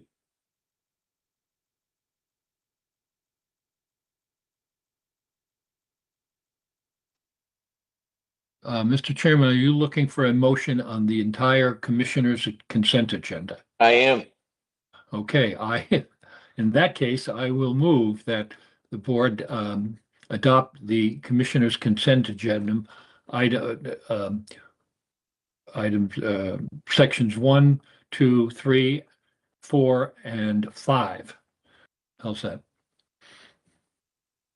Okay, so you're suggesting why not act No. on, I'm gonna if I may read that Yeah. motion. Yeah, I mean, I could specify the additional subsections, but I don't know if you think that's necessary. Yeah, I move to approve the commissioner's consent agenda, items 8, Roman numeral 1 through 8, Roman numeral 5, including all subsections as listed on the August 12th, 2026 meeting agenda. okay. Yeah, That's, second. so we have a motion and a second, and any discussion? Hearing none, all those in favor, roll call Yep. vote, Commissioner Bergstrom, Commissioner Bergstrom votes aye. Commissioner Lyons, Lyons votes aye. and Commissioner Forrest votes aye as well. It passes unanimously. And for the folks that are tuning in, these are fairly routine business items, and they're all disclosed and published on our agenda. And people are welcome to take a look at it. The next item on the agenda 9 is the approval of the meeting minutes. We have before us the minutes of July 30, 2026. Do I have a motion? Mr. Chairman, I move that the board approve the minutes of the July 30th, 2026 regular meeting. Second. We have a motion and a second. Is there any more discussion? Any edits? Hearing none, roll call vote. Commissioner Bergstrom, Commissioner Bergstrom votes aye. Commissioner Lyons, Lyons votes aye. Commissioner Forrest votes aye as well. That dispenses with the approval of the meeting minutes. The next item is commissioners' reports. Commissioner Bergstrom, and any report from you? I have nothing to report right now. Commissioner Lyons? Yes, I attended the 65th anniversary of the signing of the National Seashore this past week. It was Thursday of last week. And it was really an amazing celebration. And it also was an amazing reunion for me with everybody in Barnstable, because the entire JFK museum board came down, and some of them used to be on the assembly, and some of them used to be the head of the chamber. And so everybody, and I will also say that I was talking to a well-known realtor who's now retired, I'll leave nameless, from the town of Yarmouth, who also questioned the development just to get to what's happening on the Cape, even though, he was a beneficiary of that at one point. But he also just questions the capacity of water. And I think that's not the first real estate agent we've heard from. We did hear from somebody who had concerns several months ago, who wrote to us. Anyway, it was a very inspiring, but also a reminder that there is a reason why, and it should also reinforce these conversations that we're having today. There is a reason why there is a national seashore on Cape Cod, because it is a very special place. And it is a unique place for people to go to and visit and recharge their spirit, as well as looking at beautiful nature and respecting it and learning how to live and appreciate that. So the one thing that was reinforced is when that came to be, and there was a historian there that went over the whole struggle from like 1951, how the parks wanted to move into different structures, and yet there's sort of a military, this is the rules, and to adapt to a new, not just taking a big piece of land that's kind of a virgin, unpopulated land and making a park out of it, but taking a populated area and making it a park. And it took a lot of compromise. It took a year and a half of individuals that were sent here to live among people and to really question what would be acceptable, what wouldn't be acceptable, in the promise of the towns to be the stewards. And 3 generations later, now, 65 years, that's but 3, people forget you know, it's sort of like our utopian, you know, when our people come here and make those treaties, and 2 generations later, we forget that we made a treaty with different tribes.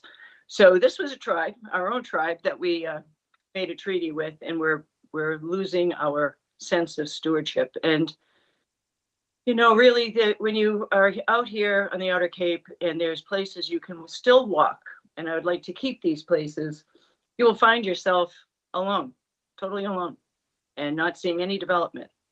And there is something to be said for that. It reminds you you are part of the earth.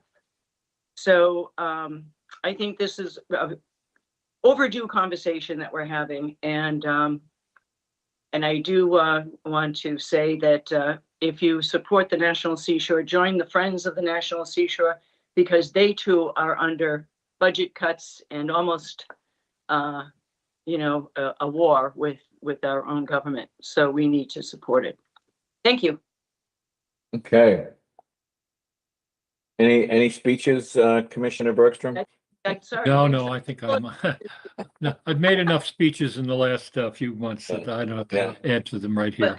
But, and I fell in love with Cape Cod, so, you know, just like the song. So that's where I'm at. Well, no, I think it sounds like the celebration of the seashore was wonderful, and really obviously has left a huge impression on Commissioner Lyons. And I think in many respects, back then the seashore was created to help save Cape Cod, and that's a mission that continues. And we're starting to hear that loudly and clearly from a variety of circles right now. And I think we're gearing up to respond. Are there any other commissioner reports? Commissioner Bergstrom, do you have a report? Nope. Okay, I'm gonna pass. I think we've had a very full meeting, and I'm very pleased with Falmouth joining us today and giving us putting a real reality to the challenges regarding water supply management. And like I said, I think the drought has added a whole new dimension to all of this that it makes it even more challenging. So I'm glad that they could come. So Michael, we're on to item number 11, upcoming business. Would you like to update us on our next meeting, next agenda, and where we might be and when? I would be happy to. So your next meeting is scheduled for Truro on tentatively on August 26th, which is a Wednesday, your normal Wednesday meeting day.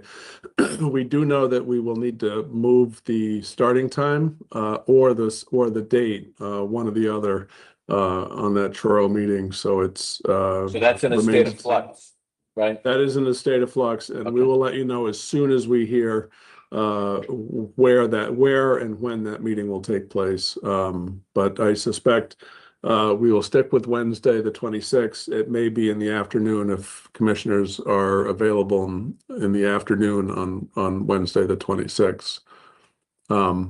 Okay. So that I will let you know as soon as possible on that. Mr. Chair? Yes. I'd like to say that since we're sort of imposing and inviting ourselves to all of the towns, you know, that we should be flexible as to what is doable for the town, whether it's in the afternoon. Oh, we do that, Commissioner. Yeah, that's all part of the game plan. As I've said from the very beginning, we don't want to go and just listen to ourselves. We want to engage in the town officials, the folks that are on the front lines dealing with these challenges and utilizing our services and working with our people. So yeah, I think that I just want to reaffirm that. Yeah, there's no departure from that plan. Commissioner Bergstrom. Yeah, you know, a great deal of conversation has come up lately about the reserves that the county has, and a lot of misinformation. I'd like to revisit that, but before we did that, it would probably be easier for the finance department to simply at some point between now and whenever meeting we discuss it, to issue a sheet that would inform us and the public of all of our reserves and what are encumbered and not encumbered, what are already purposed for capital or other purposes, and what are held back for revenue contingency. Because I'd hate to see people look at the county saying, well, you could, you can do this, you can do that, we can spend money. As the chair has often pointed out, we're facing a difficult financial future just with our operations budget. So I think it might be advisable to revisit the issue of what reserves we have and what purposes they serve. Thank you, Commissioner. Let me just respond to that. There's some things that are outstanding that related to we're still working with staff to address. Yeah. As everyone knows, we've called for a long-range financial plan to sort of lay out the structural deficit and financial challenges that we envision. One of the components to complete that work involves finishing some work regarding our spatial needs, our facilities plan, and putting to bed some recommendations there. That's something that we have to do. And my hope is that in the development of a long-range financial plan, there can be some further definition of how those capital resources are to be managed and held and down the road. So I think one of the things I'd like to put on the agenda is at least getting updated on the financial plan. And I would very much like to bring up for our next discussion sort of a broader discussion of financial planning, Commissioner Bergstrom. Is let's talk a little bit about where we stand right now in terms of our reserves, but what steps are being taken, where do we stand? I think some of this may fall on us. There's probably work that we haven't done as a board in terms of making decisions on a facilities plan, capital plan. We have to do a budget message this fall. As you may be aware, the Assembly is some suggestions on a budget message for us that they've been working on. Actually, many of the ideas and suggestions are very much in line with our thinking. So we may find this fall that we're actually on the same page almost completely with the Assembly in terms of a long-range financial plan, which or at least the outlines of it as it relates to the budget for the next fiscal year, which would be nice to see, quite frankly. So yeah, Commissioner I'm wondering if that would justify a complete separate meeting dealing with that issue, where we can invite members of the leadership of the Assembly, our financial team, and we can sit around a table and really make some hard decisions where we go. I think it's too big an issue to put into just one commissioners meeting so I think we've done this before in the past. When we had a big issue, we made a separate meeting and we brought people around the table to discuss it and make some decisions. So that's a good idea. Let me bring this up with Carol and Michael and see if we can come up with a framework on how to do that. All right. And send that back. Administrator Dutton, what else do you have for us today? So on the, I will just finish up the agenda topics for your next meeting in Truro. We will continue, obviously, the discussion that you started today, and we'll put that back on the agenda. We also want to talk a little bit about the county lab services, and what our abilities are, and the testing opportunities we have in the county lab. So that'll be one of, I'm sure, many things that come up at the Truro meeting. But if you want me to roll right into my report, I'm happy to do that. Go right ahead. All right, so very quickly, because I know time is running short, I just want to let the commissioners know that we have now vacated ourselves almost completely from the Superior Court building. The finance department moved end of last week and this week into the lower level of the Registry of Deeds building. It's a fantastic refurbished office space, which relatively comfortable, and will serve us well on a temporary basis as we get the Superior Court finished. So finance is in the lower level of deeds, Human Resources will be sharing with Human Services up the hill on the sort of the second floor of the lab building. Administration will be in many different locations. I suspect I will be positioned at the Clean Water Center for some time, and likely the Cooperative Extension for some time. So I'll be moving around a little bit, and may very well end up in the lower level of deeds as well for maybe a day a week. But we'll try to make sure that everybody knows where we are. We're always in phone contact or email contact, so that won't change. Nothing will change about that. Aquafund is part of the move. Aquafund, just so everybody knows, is moving over to Human Services temporarily while the courts have to use the Aquafund space in the old jail. So that's that. I do want to just thank the facilities crew for making the dramatic improvements that were made in the lower level of deeds. Specifically Parker Kelly, who's the working supervisor, Patrick Arnold, Joseph Brochu, Paul Coletti, Sean Cushing, and Michael White really did incredible work down there in a very short timeline. That is what I have for right now, but I do want to turn it over to Joe Pacheco, our director at the Human Services Department. Joe just wanted to respond. Commissioner Bergstrom had asked for an update on the Governor Healy's end of last fiscal year sort of short turnaround second loan program. And so I thought it would be appropriate to have Joe give us a little bit of an update on how that ended up. Thank you. Joe? Thank you, Mr. Chairman. Commissioners, always a pleasure to see you. If you recall, I would say early July, you folks had myself and Rainey Hammond come in to give you an update on the special loan program the governor and Mass Housing had deployed, which was a 0% interest loan for up to $25,000. We were originally told by Mass Housing that we should be able to acquire data from them when the program expired on July 31st. As of last week, we had followed up with Mass Housing. They're not in a position yet to provide the data you all are looking for, and that would be county specific and town specific. And that is as a result, according to them, of not all the loans having closed yet. The info they did report to me, which I'm happy to give you, is that approximately 1,300 borrowers were assisted due to what they defined as an overwhelming response. They had to end the program early. It terminated on July 2nd as opposed to July 31st. They've now switched back to a previous program that they had, which is a second mortgage, a 15-year period, up to $25,000 at either a 2 or 3% interest rate. And that's dependent upon certain criteria that they use to determine eligibility. And as of last week, just to put that in perspective for all of you, a 15-year mortgage in Massachusetts was 6.21%.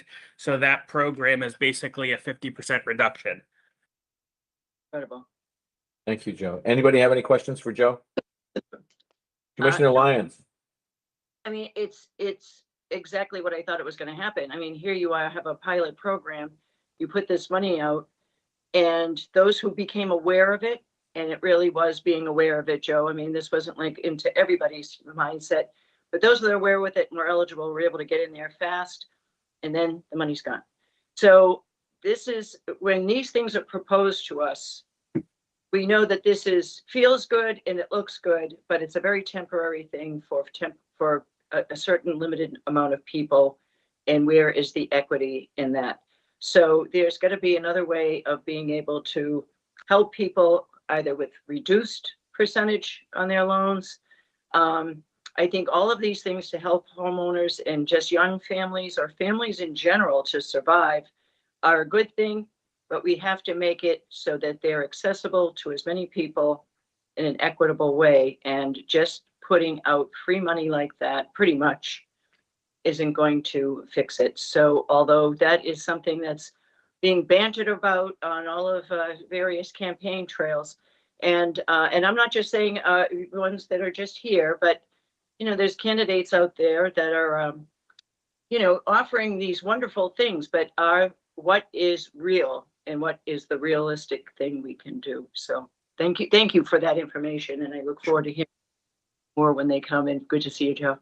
Thank you, Commissioner. Commissioner Bergstrom. Yeah, I'd also like to thank Joe for following up on this. I think that the county gets about a 3%, 3.5% interest rate on the money we have in reserves. The proposal was to lend it out at that same interest rate, so it would be sustainable. In other words, they're not just giving it out, it's coming back. Now, whether that's practical or not really will be determined by the results that we're waiting for from the state. And the question is, does the county have the resources to allow that money to hang out there, even though it would be characterized as a receivable? It's still not in our pocket. So it's complicated, and that's why I wanted to look at it before I went out and promised anybody anything. That doesn't hold back some other people, but you have to. There are a lot of good things we can do, but I always depend on the staff to say this is workable. It's not workable. Here's what the the requirements are. Here's what you can do, and here's what you can't do. And that's why we have people like Joe and others in our staff that advise us. So thank you very much. It's not dead, but it's under consideration. Yes, thank you, Commissioner. And as I stated, we'll be sure to continue to keep you folks updated. I know it's a priority for the three of you. Thank you. Thanks, Joe. Michael, any other staff reports? That is all I have for today. Can I have a motion to adjourn? Mr. Chair, we adjourn. Okay. do I have a second that. Okay, we have a motion and a second. Any discussion? Hearing none. All those in favor? Commissioner Bergstrom. Bergstrom votes aye. Commissioner Lyons. It's aye, and thank you to everyone here and all our staff. Yes. Yeah, and Commissioner Forrest says aye as well. And I also want to thank our staff for all the support for today's meeting. So we are adjourned. Enjoy the rest of summer.